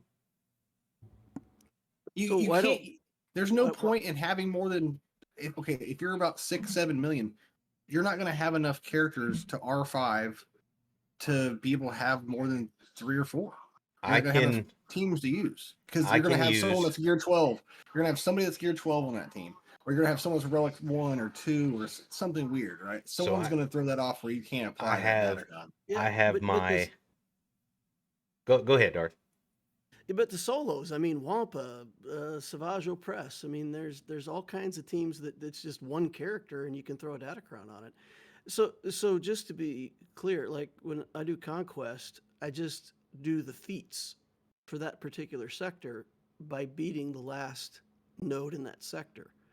So that's all I do. I mean, I don't go buy materials out of the stores. I just farm the feats for the particular sectors by farming the Datacron node at the end, and you get plenty of materials to make, a decent amount of Datacrons. Especially, yeah, Conquest. You do. They You are do. free to You play. can They get are these free to characters in play. Conquest. You are able You to really free to grind play it. farm them for sure. But this is the big thing that like has always griped me since months before they were even announced. And Loker is 100% right. I love exactly every point he talked about here. They're incredibly, incredibly useful, even if you don't try very hard Mhm. with solo characters or just random R3 teams you have, because you can give them armor penetration or tenacity or whatever. Yeah. They're incredibly easy to get. Because if you are doing conquest, you have to do feats, and obviously most people like Local just do the feats on the conquest nodes. You get a bunch of materials. You can if you're free to play and you have very little effort in conquest, you can easily have every Datacron you'll ever need. Your roster will be juiced to the gills, and you'll have a massive advantage over your opponents. But they lost the PR battle so hard with Datacrons that no one likes them, and so no one uses them. Like no one. Like I don't see them on my opponent's defenses, even when I was like Kyber 3, Kyber 2. Like, I don't see them anywhere. When I watch people play, I don't see them. When I talk to people, they don't use them. And they literally just lost the PR battle with arguably something that's good for the overall health of the game, albeit at the end game are incredibly pay to win. And I think that's why people don't like them, is because they're pay to win for 1% of the players. But like he said, like they're so fucking easy to get. No one likes them though. They really Like, are.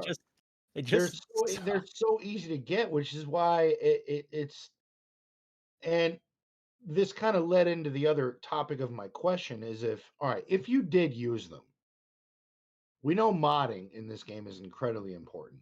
Speed kills. Yep, I know. Darth, yep, you're big on modding. So my question with this was really kind of focused with you. If you do invest in Datacrons and say this latest set, like kind of like this one, focuses a lot on potency, tenacity, there's some armor penetration. Does working on mods for some of the secondary projects you have, like you want this team to have more tenacity or more potency or to hit harder, has Datacrons widened the breach of people being able to focus more on secondary speeds than other secondaries for mods? There, Because some people do. Some people just don't go for speeds. They want a certain potency level on a mod for a certain team or a tenacity level on a certain mod for a team. But Datacrons, at least in GAC and in other areas, does that for you. So again, it's at higher levels of play, it's completely different than mid levels.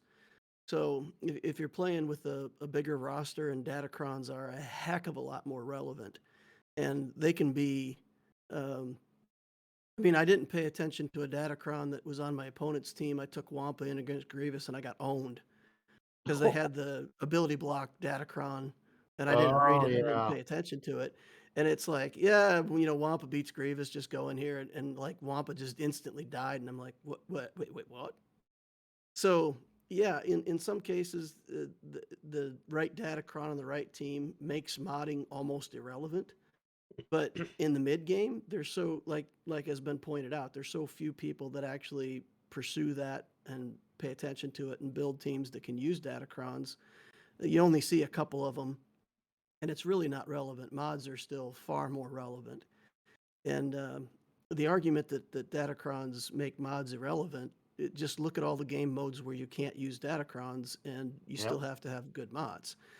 So to me, it's um, I understand that there's a lot of people that really don't like the mod mini game. There's kind of three tiers of people, right? There's people that hate it. There's people that are really weird and they like it, and the third category is liars. The people who say they don't mind it, but they really hate it and they do it just because they have to. So, so I don't think Datacrons at any point makes it so that like, okay, I have bad mods, but now I have Datacrons. Um, I think it's all still relevant for all the other game modes that where you can't use Datacrons currently. But for people who have bad mods, it is an equalizer when you can put it on a relevant team on defense and GAC. It does make a really big difference.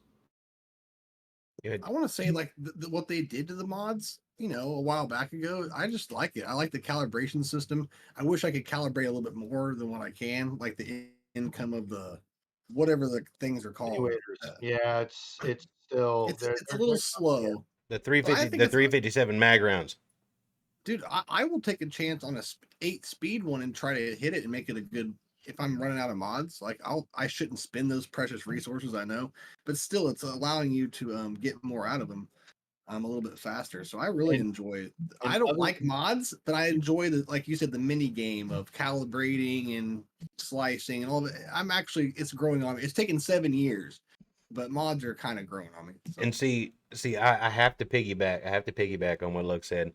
It's there's three kinds of players.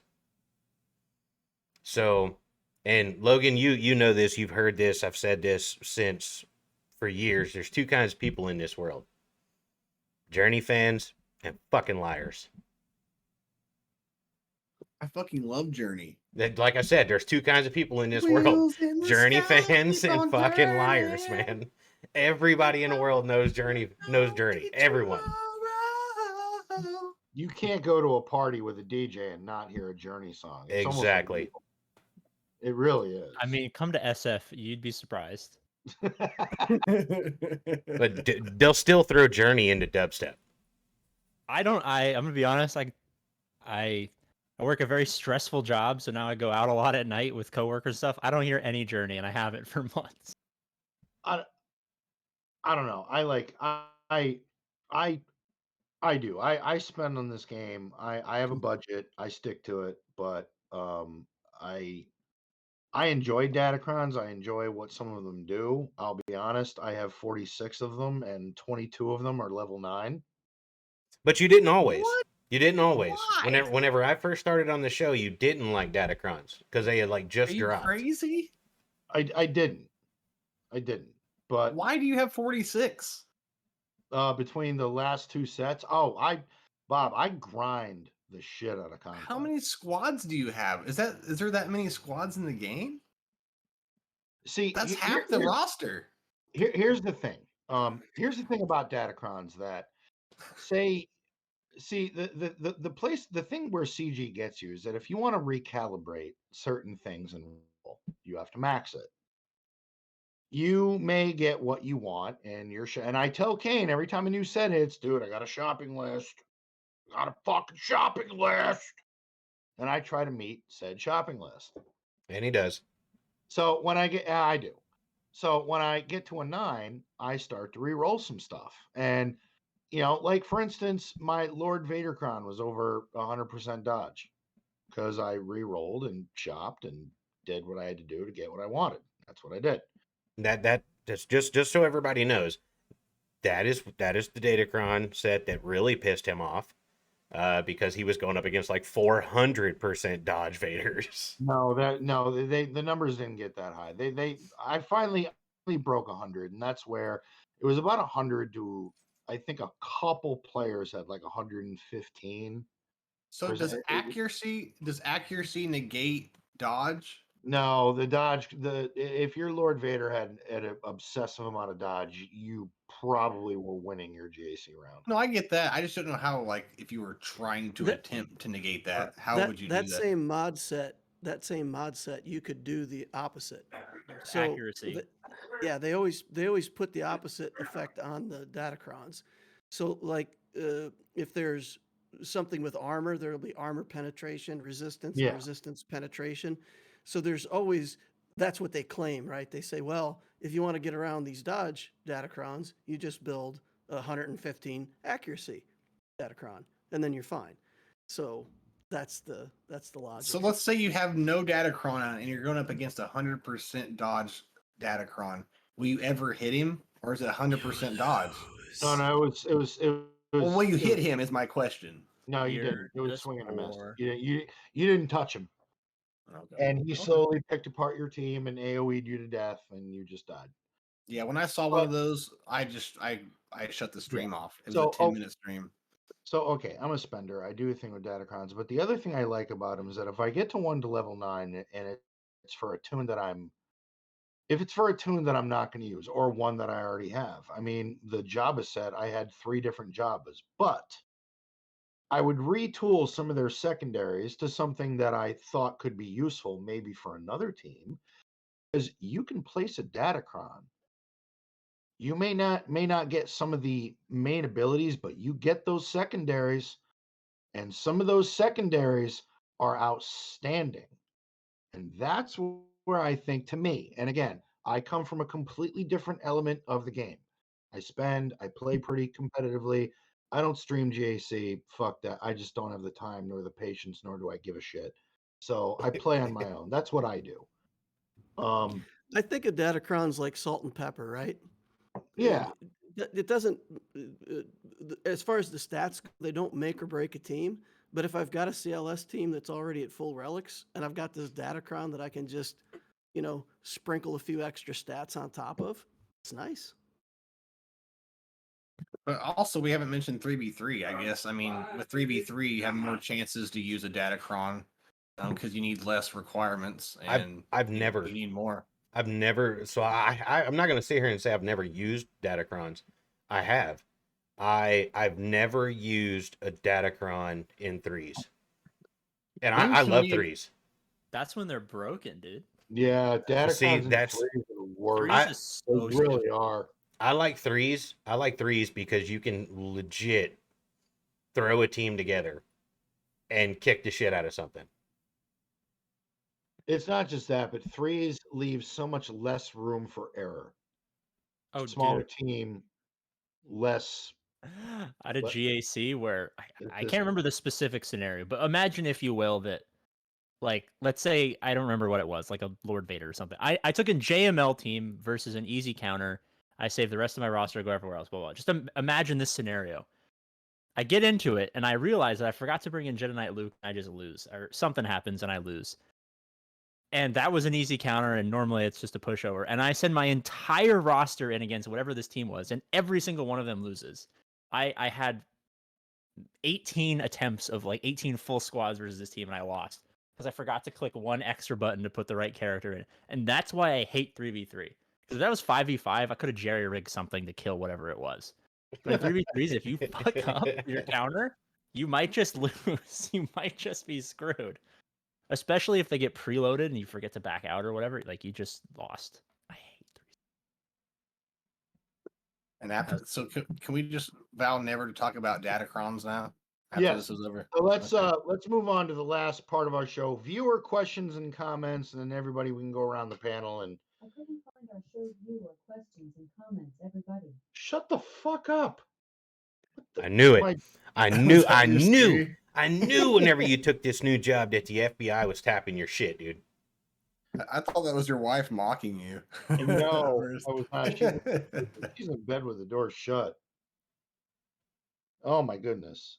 Yeah. It's all them All damn right. tinfoil hats you've been talking about. As for the new job, real quick, that is going very well. I'm very happy. Where the people, it's rare that I get to be one of those people that says, if you love what you do, you never work another day in your life. And um, helping vets be stable that were at one point homeless, be in stable homes and be able to help them out every day is really a joy. So that's been working out really Is the well. VA thing your new job, or I don't know if it's No, it's through the it's a VA, but non-for-profit organization 7 minutes away from where I live, oh, and they needed a case manager to deal with a client base of about 30 vets that were homeless and are now stabilized in homes and have programs such as HUD and food stamps because a lot of them are older and just collect Social Security. And I think we all know when you earn Social Security, that's not enough to live on at all. Period. And I have quite a few Vietnam era vets, the forgotten vets, and I check on these guys every day. I make sure they're making their appointments, and some of them hit up our food pantry because they need food. They need toilet paper. They need simple things that are just so expensive. And I visit them. I make sure they're living okay and doing their thing, and it's probably one of the most rewarding things I've ever done. So it's good stuff. That's good, Hey, brother. good on you, man. we got to Yeah. ship you out here, man. We out here in SF, we hate vets and we love homeless people who do drugs. I think that's kind of the opposite of how it should be, but I think we need to Yeah. ship you guys out here because I see there's a big problem with homeless vets out here, but yet we have $10 million do heroin safe facilities everywhere, and I see I don't people know in how. uniform on the street all the time. I don't know how. Yeah, they could be allowed to even be homeless because if you served for your country, you should never be on the streets. I don't care. So You would be very surprised. just to Oh, touch on that, bud. So, a lot of vets that, especially, the Vietnam vet eras, they they were, like Logan said, they were forgotten about, and they never got treated. They never got treated for the shit that they saw, the shit that they went through. well, can So I say something? I know you're in the middle of this, but yeah, go ahead. my grandpa was in the jungles of Vietnam, and the stories he told me, I feel so sorry for the man. Oh yeah. But our own government sprayed Agent Orange all over their own troops, and it killed my grandpa when he was 70 something years old. That's what he died of, and he was the last of his platoon, and what's the veteran clinic thing, the veteran medical Veterans Affairs. didn't do Yeah. anything for the man. Didn't do it. I mean, you can't cure that. Don't get me wrong, but he couldn't even get appointments in there. Like the government just did the Vietnam people so bad, and Wow. you can get more into it. You know what I mean? But I just feel sorry for people like you survived it, but you died from something that your own government sprayed on you. But that, Now that's the that's what I was saying though. Like, they don't get, a lot of them don't get treatment and they're forgotten about. So a lot of the things that they went through keep them from living a normal life. And when you can't live a normal life and shit, it's just hits the fan for you, man. You go on a downward spiral and you have no way to recover from that without help. And that's why I back the organization that he has, or that he works for, because I'm all for a vet. Hey, I'll throw my motherfucking phone number out there to vets. Don't have to know them, don't care, as long as if they need somebody, they call me any fuck time. All vets are What, that I way. where agree. do you, I agree. Amen. All right, what viewer company you work viewer for? question. What do we got? So the questions for the panel, the questions for chat, and the Discord. Speaking of which, if you guys are not on the Discord, make sure that you hop in. We do a show every week, and we always ask questions, and we try to read every single one of them live. The questions for this week was: is it better to strike first, strike Yeah. hard, and have no more mercy, or is discretion the better part for GAC? We went into mods. Has Datacrons made mods less important? Are you less motivated to farm mods? Let us know what you guys think. Darth Big Dog, he said he likes going first. He's bottom Kyber 2, top Kyber 3, and he finds that he does well. Half the time his opponents do a token attack, then give up.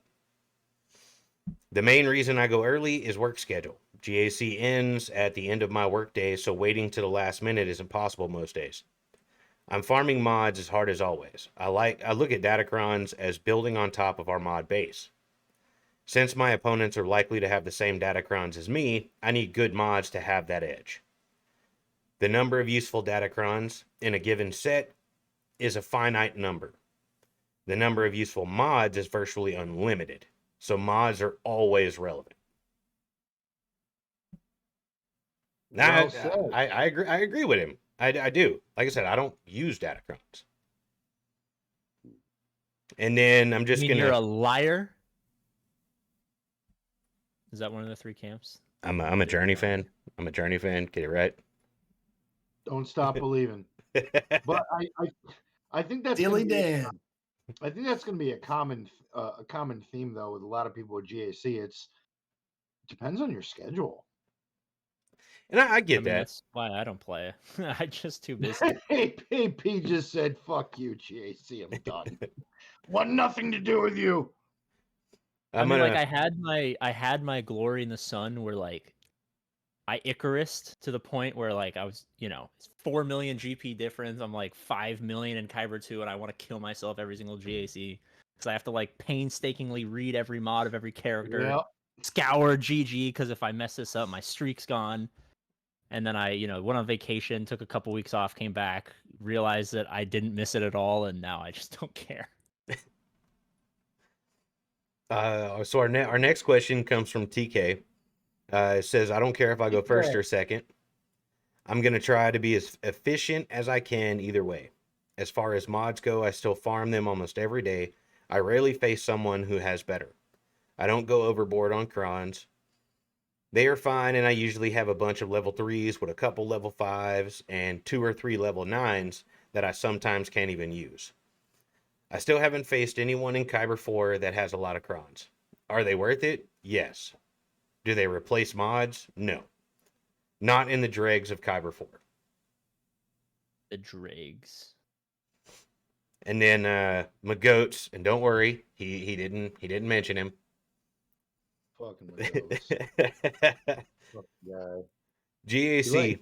He fucks with me every episode. He does. To. Hey, he's got like a huge following now of Jar Jar supporters. We've got other content creators that want Jar Jar now. Yeah, you know what? And every single one of them can continue. Go ahead. GAC Jar Jar says the GAC I attack once the attack phase starts, get it over with. If I scout, I have already done that, and no matter what my opponent gets will not change the way I attack. I'm still going to use certain counters, etc. No point in waiting just to get that shit done. So think about this. Think about this though. Like this is counter of what I said earlier. Like let's say your opponent freaking smoked you, one shot at everything, maybe tripped up on one team. That does change up how you have to attack because maybe you have to try to take some chances and solo a few things to get the win. You know what I'm saying? The only time not going first doesn't matter is if you get full cleared and they cleared you without a slip. Yeah. Then you've got to be on your complete A game and clear them and beat them out in efficiency. And again, this is where I say sometimes, and Kane, I'm not that guy. That's happened once, maybe twice. More often than not, I go to bed, I wake up, people do shit. And then I go, oh, okay. So you got through the first north sector, my ships, but you slipped up on the south. You didn't clear me. Now I look at the board and go, well, now I don't have to hit this with this. I can use this instead. I can do this. And it just makes your life a lot less stressful. And I'm all about de stressing. I mean, that's why I had kids early and they're all gone now. So now stress I'm free. sorry for your loss, man. That must have been tough. It's not at this point, AP. I'm happy as a motherfucker. They ain't Oh, home. you mean to college and to be Oh, adults? they're right? gone. They're I adults. thought you meant like They're a married. They tragic live bus their life. accident Yeah. or something They like that. come visit me and say, "Dad, can you make me dinner?" And I go, "Yep." We have a couple drinks, and then they go home. And they So go it's home. it's just being stressed. AP was thinking you like put them in a burlap sack and played a game of sink or something. Yeah, threw him down the river. Shit. Was I that morbid? Good Lord. You're like, I'm glad they're gone. And I'm like, Jesus Christ. But I've still got the hammer. I have 3 kids. I know how you feel, brother. Magoats goes on to say mods are still important as every time we think we have the perfect mod, something else comes around to say fuck you. And you Cal need 0 speed mods. Cal Kestis, Reva Mission, they're going to change the way we mod characters as speed may no longer be king in PvE going forward gonna or even PvP. I don't think this is something we ever could have predicted, but they're going to start selling packs where all the secondaries are revealed and none of them are speed, and people are going to gobble them up. Yep. Think like, give it to me Genius. now. Offense with offense Everybody- percent and everybody's health mods percent. and their inventory all has a speed secondary. All I got to say is they better give us more than 500 inventory space. I'm sick of that. So it's terrible. Oh, it's yeah. CS wins typically for GAC. It depends. I usually attack in the morning, so if my opponent has attacked, I go then. If not, I go first and try to low banner it. For mods, I'm in a bit of a pre-Datacron area. Only 2 to 3 of my teams can use them, and not optimally. So most opponents aren't using them in Bronzium either.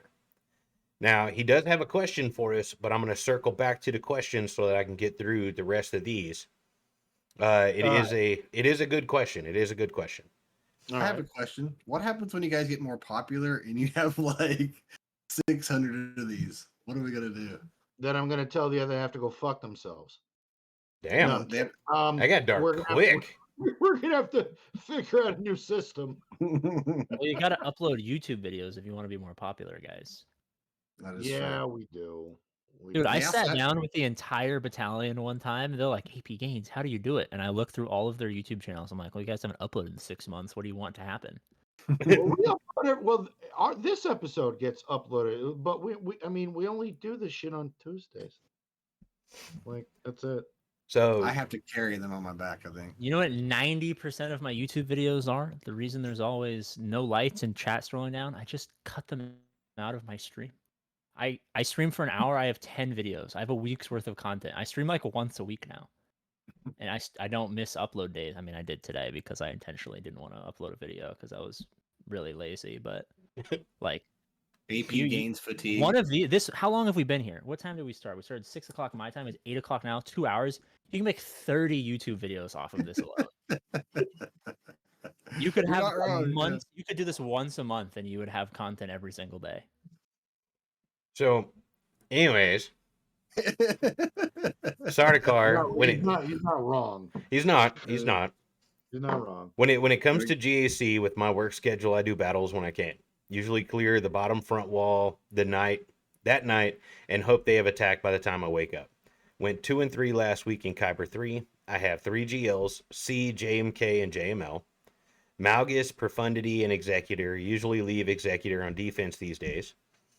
Don't put GLs on defense because the accounts I come across even number or more GLs than me, so I go heavy offense. I make them beat me on efficiency. Mods are the bane of my experience, sitting at 4.10, but so much room for improvement. Was thinking about picking up hot utils or maybe reaching out to Makaya's if he's still doing mods. So I've watched a couple of the videos. Sard. You need to look at Lope. He covers mods really, really good. Look into him to better your mods. $20, I'll do it. Hit me up. You take You're advice. lowballing You yourself, take man. advice from me and GAC. And look where it got me. It fucked me over completely. That's I was trying because to be nice. you didn't attack I right. was I was like, all right, you're my friend. I'll try out your thing, even though I know you're wrong. And look where it got me. I'll never listen to You you know, again. Bob, God damn it, you streamed, and I was like, I was at my, my wife's parents' house for dinner. And I'm like, motherfucker, and I tried to keep it on, and finally my missus started giving me dirty looks, like, get off your fucking phone. I'm like, oh shit. You should have put me up on the big screen So for all the family. last two, Steel Eye. For GAC, I like to clear the bottom zone when I can and wait. I usually clear bottom the day GAC attack opens, and I'll finish up the next day. I don't really care who goes first. If I get full cleared and they have a tough defense, I might attack and walk away. I'm busy enough as it is, so sometimes I'll take the day off. 3 times refreshes on mods, or you are gonna fall behind. There's no easy way to catch up on mods. Yet another reason Java is awesome. Smuggler's Run 2 is an excellent source for mod mats. Smuggler's Run 2 is like, holy shit, the rewards you get from that event are outrageous. And then he has a question. It'll mostly be for you guys because I don't have Java yet. But he did chime in on the Conquest character. If we get another tune for Conquest next, who's it going to be, and why does it need to be a lifter for C? The only thing that I can think of is of why it would be need to be a lifter for C is because they're trying to take Watt from it. That would be it. I honestly think Jedi Master Luke I would prefer him to have a lifter before C did. That's just me. JKL is his lifter. Is he though? Where is Jedi Master Luke right now in the state of the game? He's kind of shit. Yeah, a little bit. JML? Shit. Little bit, man. He Nice relies people. solely on getting master's training. As In your rankings, where is he at? What is there, 7 GLs? What is he to you? like 6th. You don't even have 6 GLs. You can't even say this. I was You don't answering. even I know was how I was levels answering do. for the old man. Honestly, in GAC, depending on how my offense goes, there's been more often than not, there's been times I've actually split Jedi Master Luke up. I would say he's 3. Sometimes you want Jedi Knight because Jedi Knight Revan is still an amazing tune in this game, whose kit, in my opinion, has still held up over the years and can be used quite effectively for some counters. Do you guys agree with this? Do you guys agree with this JML silliness? That's the only GL I have, and I think I Jedi fuck shit Master up Luke with it. is awesome in Conquest. I don't think he's that viable in GAC anymore. I really don't. Are we still reading comments? Are we done? Yeah. So Steel Eye had a question. Who do you run as your 5th in GAC for Java? Imbo, Gamguard, or Boba? I mean, all 3. You know, the 5th is not really even matter because you got Bouch Leia. She's the one doing it all, and then Jabba. And skip guard Lando. So yes to all of them. My I guess Imbo's the best supposedly. Boba's going to be the second if you want offense, and I mean Game Guard's good, but maybe you'd rather that be on defense or something. But all 3 of them work. I switched it to Embo after I put Crescent into Relic 9, and I had his protection at over 200k. Jesus. There you go. Yeah, my Crescenton's a thick boy. So at that point, it just didn't. I mean, my which is sad because my Gamorrean guard was Relic 7, and he's pretty thick.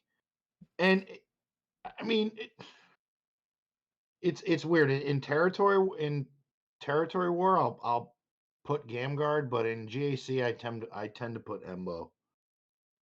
I feel like Embo can be a little bit more problematic if your is really durable. So the question I said that I would circle back to is CS wins. I do have a question for you guys. What are some of the most OCD things you do in game? For example, I find it's much easier to organize my thoughts by having a spreadsheet for everything from character shards and the nodes to find them on. journey guide in spreadsheet format, current farms, etc. Now, I do have some OCD things that I do, but like, look, what you do the mod farming and videos. What are you OCD about? Pretty much everything. Conquest, for example. I mean, uh, Conquest is kind of like it's such a big time sink, and I often think to myself like, I want to do less Conquest. I don't want to try so hard this time. But then every time it comes up, I have to play it. It's there, and I could get the stuff, and I can't not get it. So yeah, there's some stuff like that in the game. Um, how I organize my farming, I think I'm kind of OCD about that. I have lists for everything that I'm planning to farm, and I'm planning like 3 journeys ahead. So I don't know. I get uh, that's about it, though. I mean, the rest of it, just kind of let it come. Bob, what about you? What are you OCD about? I mean, great question, but I don't have a good answer. I mean, of course, the red dots. I mean, that's everyone's OCD. Um, Fucking red dots. I fucking hate red dots, man. And then what is it? Oh, is it on the character tab on the side? Yeah, it's always 3+. You can never get rid of that, and it just drives me insane. But it's pretty much just like what I sim on each node, depending on what I'm farming. If it's 3 or 5 or 15, I mean, we've discussed this before. Like most people don't care, but I feel like everyone does have their own way of doing it, and that's probably my number one OCD thing. Is just I do certain sims. Like if I'm farming a premium, like a character that's not accelerated yet, I do 3 and then 2, and then a 25 refresh, and then 3 and 2. If I'm not getting drops, I might do all 5. But when it comes to gear, I'll do like 7 or 8 sims at once and things like that. But that's about it for me. AP? I wouldn't say I'm OCD about anything. I mean, I would maybe the only thing is I always sim 3 or 4 every time whenever I do any simming or anything like that. But I don't really care about like I am not an OCD in any way. If you can see my room, there's shit layered everywhere. Like all of my work spreadsheets are in like Your really barbarian unnamed folders. Steely Dan that you hold. It's just all it's all over the place. I'm not Oh, exactly the man. most organized person in the world. I know wherever like I don't know. I can remember where everything is, so when I go on my computer, I can find all the shit I need to find. But like, it's not like in a nice little grid. It's just stuff's thrown everywhere. In game, I favorite stuff and unfavorite it, and it doesn't matter to me at all. All right, Kane. What about you? And then Uh, I'll go. I 'Cause I don't am. really. I'm OCD in the way that I do my dailies, uh, because because I work a lot. I have to break down my dailies a certain way. When I first started playing, my dailies took me roughly 20, maybe 30 minutes to complete because I was like all over the place with them. Now I'm OCD about how I do them. I get my free daily pack. I purchase 3 things from the fucking store. I knock out my I knock out my mods, and then I go straight over and I knock out the galactic fucking battle thing. I just sim all 12 rounds of that. Then I do my events. I move straight over to challenges, and then I open up my objectives, claim everything, and that's whenever I do my squad arena, fleet challenges, and then I go and I start working on my characters. I'm very, very OCD about how I do. It takes me about 5-10 minutes now, Um. and I hoard. That's another Yeah, thing I'm you're a OCD hoarder. Yeah, about. I'm a you're a very, hoarder. very big hoarder. You're a hoarder. Like I've got, I can You no are. longer get the splice materials to splice my mods. I can't get any because I'm maxed out on them, and I never fucking use them like a dumbass. Oh, the Dude, first initial ones. Yeah, the 357 Magnum rounds that you have to use for splicing or I don't slicing. think there's a limit for those. Is there? You just keep getting them. No, it's are you talking about the calibrator things? yeah, the little 357 rounds Oh, that you the use. attenuated. Yeah, yeah. You cap on those. It caps at 300. And you Send haven't them. used any of them. Yeah, Send them. I don't. That's the crazy? thing. That's the thing. All the mods that I have, I've already used and set stuff up. So as I'm leveling stuff, I'm waiting until I get to that point where I need them, and then I'm gonna slice all my mods and I'll hoard all of them again. Kane, you can if you're maxed out, that's lost resources. You can use them whenever you want. There, I mean, it's basically a roulette table of whether or not you get a decent speed secondary. That's true. You are losing out on it. That's true. You Like I don't said, spend. I just said I was a dumbass because I don't use them. Well, I then agree. We if you're agree. OCD, start being OCD about using one of them. So the only I don't even know if I'm OCD. To me, I think it's normal. Like I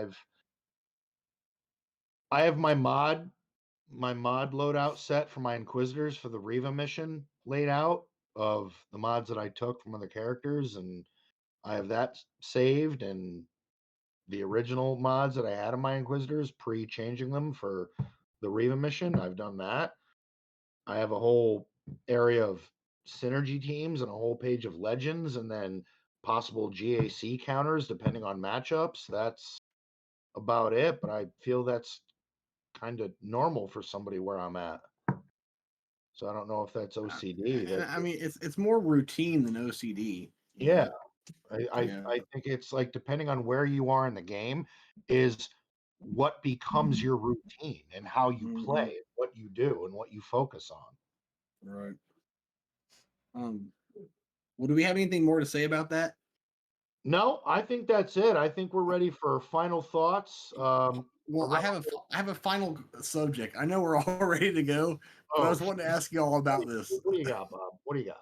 God damn it, Bob. So I've been wanting to talk to you guys about this for whatever, and I keep forgetting. What do you guys think about this Ray Red 5 thing? Was it an April Fool's joke? I think they fucking got me, dude. I think they got me. I think it's an April Fool's joke. But I don't know.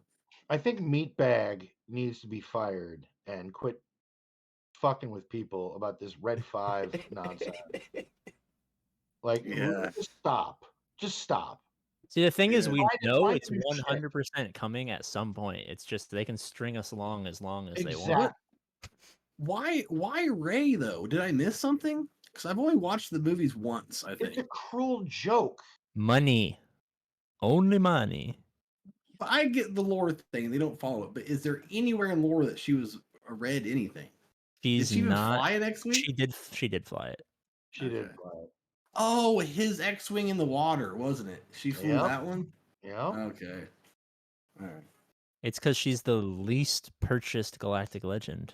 That's a trap. But To this So- day, she is still the least obtained GO. Yeah. Which yeah, I have no boggles. desire. I'm sorry. Yeah. That boggles. You want to have a topic? That boggles my mind. Why? I understand some people may hate those movies, but that legend has saved my ass in GAC more times than I want to admit. Because you know what Man, happened? I'm glad to hear you say that because I like Ray. I had her on Yeah, my main account and I I do liked her too. a lot. I thought she was excellent, and everybody's Because always dogging on her, and yeah. I'm like, build her. Bob, She's yeah, good. and Darth, let me see if you agree with me here. Bob, think of it this way. Every time a new light side character comes out, what does everybody say? Oh fuck, is he or she good with Ray? That's don't what ever it say comes that. down to. Sarah, I've never asked that in my life. no, the new Cal Kestis tell me that is not. I've already seen it in GAC. That Well, is yeah, it. that's what people went right to, but I never thought, oh yeah, put him with Ray. Every time, if it's a Jedi, you know it's going to go with Jedi. If it's a new light side tune that has some sort of healing synergy or survivability, you are immediately going to think of how is this going to interact with Ray and make Ray more fucking obnoxious because of Ben Solo and other shit. Ray is that legend that it doesn't have to be resistance. But see, when I think Jedi, I think JML, not Ray. Well, exactly. If a new tune comes out and it's a Jedi, you know where it's probably going to gravitate towards. Oh, I But see. Cal Kestis, what did everybody think? Oh fuck, what's he going to do with Ray? See, But why? I'm with What Jay. was it about him that made people think that? I'm confused. Why were people I- thinking Ray? But What about again, him? Ray is look at Ray it is too, like just in 3v3. How many people put Hermit Yoda with Ray and Ben Solo, and it's obnoxious as hell to deal with? I don't know. I just don't have her, so I don't know anything about her. I guess. her whole thing is durability, and she just like piddles around, and her team does stuff, and then she does her ult and kills people, and does a whirlwind and kills people, and just like That's it. Ray annihilates everything, and the Yeah, rest of the team is just there to distract you until she annihilates your whole team. And exactly. so if you don't build a good team behind Ray that can hold things up, then she just drops like a chump. And a lot of people have done that and beat her with geos and all kinds of stuff and made her look weak. But if you put her with a good team, she is rough. And she's even worth, some teams with Cat with Ray. It's worth taking Cat away from JMK. You use him on offense to kill stuff, and you put Ray with Cat on defense. It's nasty. I haven't seen that one yet. Hopefully, I don't anytime soon. Like will. for instance, this latest 5v5 round of JC, I've been putting Ray, obviously solo, Sortie, TK with Sortie's Kron. More revives, can't kill Ben because of this requirement, can't kill Ray because of Ben. Then Sortie revives droids.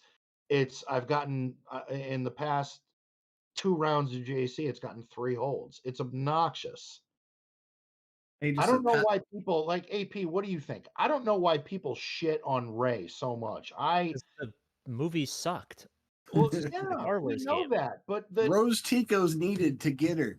That right there makes me not want. I hate him that much, but I don't want to get oh it. my God, suck it up, Buttercup. Mm-mm. Come on. Rose Tico Where's used to the be Rose Rancor food, Tico? but now Stop it's Yeah, that's what her use was, and that was how useful she was in the real movies. I will R9 cup before I will go get GL Ray. Ugh. But if they add her sister, who is very attractive, I would Yeah, apply my Omicron to yeah. Rostico. And if Ray's they put her in sister? like a Jabba slave outfit, you do it. Who's her sister? It's some hot Asian chick that they put in the movie. I don't even know. Oh, It's her name. Rose. the one that Rose. I know what died you're talking flying about. the bomber. Yeah. Yeah. All right, so this'll go into our final thoughts. I've got to go with Darth. I've never understood the hate on Ray. I have my Ray. I feel is very well modded. Her health is over 200k. Her speed is solid. She does damn good damage, and I don't know how many times she has saved my ass in JC. Or I don't get the hate. So that's where I It's stand on it. literally just because the movie sucked. It's the same thing with Datacrons. If Datacrons were called vehicles and they looked cool, people would love them. It's a Star Wars game. People are only going to care about what they like and they don't like, regardless of how good it is. Well, then why is SLKR okay? He came from the same movie set. Yeah, but he looks cooler. That's actually He looks cooler. true. Yeah. But you know what? Real quick, speaking of lifters, um, who really uses Slicker and straight first order anymore? Unless it's other events. In GAC, it's not as common because the rest of the first order fold like like a lawn chair. You don't see him on defense anymore, right? You just take No, him on offense to kill no. Jabba. But they're using them with Zombie, Daka, Watt. That's where Slicker has kind of now found his home. So First Order could use a little dust off, I would think. I don't think I've ever seen SLKR used without full first order. I'm going to be 100% honest with you. Really? I have. Really? Yep. Well, again, I mean, if you see him on defense, it's usually going to be the first order team as a defensive. Well, I team. check my report and I still don't see it. I think it's just where I Really? am. I don't know. I think the people I play think just that may don't have care. something to do with it because where I'm at, I've seen a couple of people take out my Jabba with Slicker, Watt, and those weird comps, and I'm like, oh, okay, all right, you did that. Cheers to you.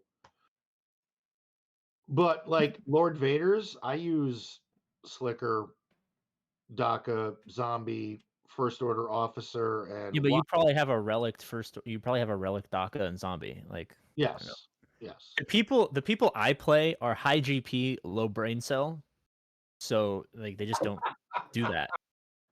You know what I mean? Like they're playing me because they're massive, so they can't fall too far, but they're not good enough to be in Kyber 1 or Kyber 2. You know what I mean? So Right. they're gonna do different things. They're gonna do non big brain stuff. What Kyber are you in? I don't know. I haven't played in 3 months. I'm about to find out. I Oh, opened you're We're- probably we're- not in, no, you're not in any I think I'm Kyber. Chromium he'll keep 3 us right now. afraid. He'll keep us Maybe afraid. Bronzium 2. Please stream you just smoking people. That'd be.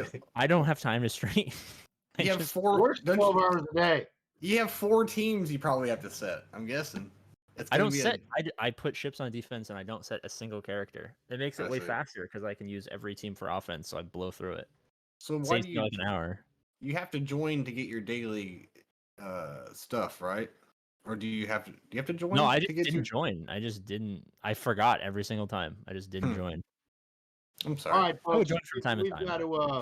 got to wrap this up. It is 11:21, and some AP works 12 hours a day. I work 8 to 9 hours a day. Other people work, but thank you to Darth Liquider. Thank you very much for Liquider? coming on, man. Call you Darth Liquid? How do you say it? I gotta know. How do you say it? Loquitur. Loquitur. Okay. Because I was thinking locatur. I don't know what I was thinking. Loquid. It's I don't know. loquitur. It's the Latin word for speak. But now that I heard you say Oh. it, I can't say it any other way. So, thank you for that. Yeah. I'll never forget. And as always, there will always be a seat here for Mr. AP Gaines anytime he wants to come on and rant and talk about this game and swear and Oh yeah, continue I to love tell us how we just made a month's worth of content in the last 2.5 hours, which he is right. You're missing out, man. And you know what? We have Bob. Bob's with us for life. We kidnapped his ass, so he's just with us. So Kane, sign us off for the night, man. I do it every night. You do it. It's your turn. Alrighty. As always, everyone. You sound like you're asleep already. Close. We're getting rid, everybody. Do they need to pimp their shit before we go? Or we just Always, Oh, yeah, always. yeah, We yeah, always yeah, have yeah. everybody Yeah. pimp their shit. Yeah, let's. He was getting to that as he was waking up. Okay. Now that we're back. So, Darth, go ahead, pimp your shit, man. Let everybody know where they can find you. All right, I'm Darth Loquitur, mainly over on YouTube. So just if you go into YouTube, look up Darth Loquitur. I've got a bunch of guides. Mod Mastery Series is pretty good stuff. The 2023 starting new player guides for the Imperial Doctrine and Hope of the Rebellion are, I think, the best way to start the game. 2 options for the current meta for new players. So come on over, check that out. Got a great Discord, got a fantastic Discord community where people can just come hang out, talk, ask questions. So that'll be linked in all of my videos that are up on the channel. Come see us. Hell yeah. Absolutely. AP, if people, just in case people don't know where to find you. Most don't. Usually asleep, crying, or somewhere in the dark is where you can find me most often. You have to find him though to get any content from him. You do have to find me. It's under his trench coat. Usually just go on Reddit and type in like "fuck this guy" or "I really don't like this guy," and then look at whatever the title of that Reddit post is, and it'll tell Piece you. of Oh, but- crap. No, you a come direct on, link. man. I mean, nobody likes this guy. You're part of a podcast now, AP. You're in the in crowd. Remember, you kept Oh saying, wow, nobody, yeah, nobody ever does fuck this. those guys. Fuck them all. Congratulations. There's mate. tribalism in every environment. and You've it's reached another no plane of different. content creating. There's yeah. It's no different than in Swigo. Tribalism is everywhere. And for the first time, Bob, pimp your shit. Oh, Oh, yeah, yeah. Bob. Yeah, they just Yeah. take advantage of me, use me, and throw me away afterwards. Dwarf Both you. Bones88, YouTube and Twitch. I just got a new computer. I've done 2 YouTube videos today. It's just like what AP does, just streams from Twitch and then I put them up on YouTube. But Swugga, Marvel Strike Force, trying to get into some AAA stuff, Elder Scrolls Online. Is that game still around? I Elder played Scrolls DSL. Online? Unfortunately, Yeah, they're still putting DLC out. It's a fun game. Really Oh fun. yeah, AP, you got to check out my Warhammer 40K channel on Discord. holy shit, And we then just hit our follower. I don't mean to interrupt you. We just hit our follower goal of 60 followers. Oh, sweet. On our And while you're 40 there, go to my Discord AP and look at my Elder Scrolls Online Yeah, tab. AP, I've played Warhammer. I don't have time for that. I barely have time to watch my own YouTube videos. All right. Again, everybody that supports us and watches us, we humbly appreciate all of you. We're very thankful to be having AP with us. You know, every Tuesday, if he can make it, he'll be here with us. So will Bob. Darth, thank you for your time, man. We appreciate it. Hope you had fun. You added some really good insight to all the topics that we had. So we thank you for your time, folks. Check him out. Check out AP's channel and just support your content creators. That's all I got to say. Don't give money to CG. Give it yeah. to people Me. who use CG for money. Don't give Don't money Feed to the CG, machine. even though I Don't- do. Hug a Don't give, vet. it to, hug your don't wife. give it to the Cantina. Give it to me, Bones88. Yes. Bones Going this way. Bones 88. All right. Also, one thing So- I just realized: Darth Loquitur, D-Loke. I'm gonna call you D-Loke, man. What the fuck, I Bones? just thought of it. You always be D-Loke to me. Nar Elo. Nar It's the not sub Elo, it's Elo. Nar the sub Elo. button is not activated yet. The Cantina has not hit affiliate. That is our goal for this month, and we are like 1 episode away. We're gonna get it with 2 hours a week. We're gonna get there. Oh no, we've already it'll be got done. out. It'll be done this week. It'll be Yeah, done no, this we already- week, we've been and then doing we it. just have to wait on our invite. You've been And- missing it, Bob. Kane and I have been streaming the shit out of Tekken. Well, are you guys gonna have me do Grand Arena once a week on there? Yes. Okay. We'll talk about that offline, but be looking forward to Because I that won't too. stream Grand Arena because that's fucking nonsense. All right, one of you gotta have to join me. Always. It's gonna be boring we will. Just if it's not just me. not during fucking working hours. Some of you guys, some people that I like to follow and catch some of their GAC, they do their shit at the most bizarre times. Like, man, I can't watch that shit right now. Yeah. All right, y'all. Let's get the hell out of here. We're gonna be here all Yeah, night. Jesus Christ. It's gonna be another AP night. He's got to get into his night streams. So All right, everybody. Okay. Once again, thanks for popping in. Thanks for all the questions. Thanks for the views. Thanks for helping us out. Don't forget to hit that follow button, hit the little bell so that you know when we go live. Also, don't be afraid to hop into the Discord. We're always around. We're always answering questions. And hop on over to YouTube. Hit that like, subscribe, and follow button and the little bell on YouTube as well. That'll do it for the Old Man's Cantina.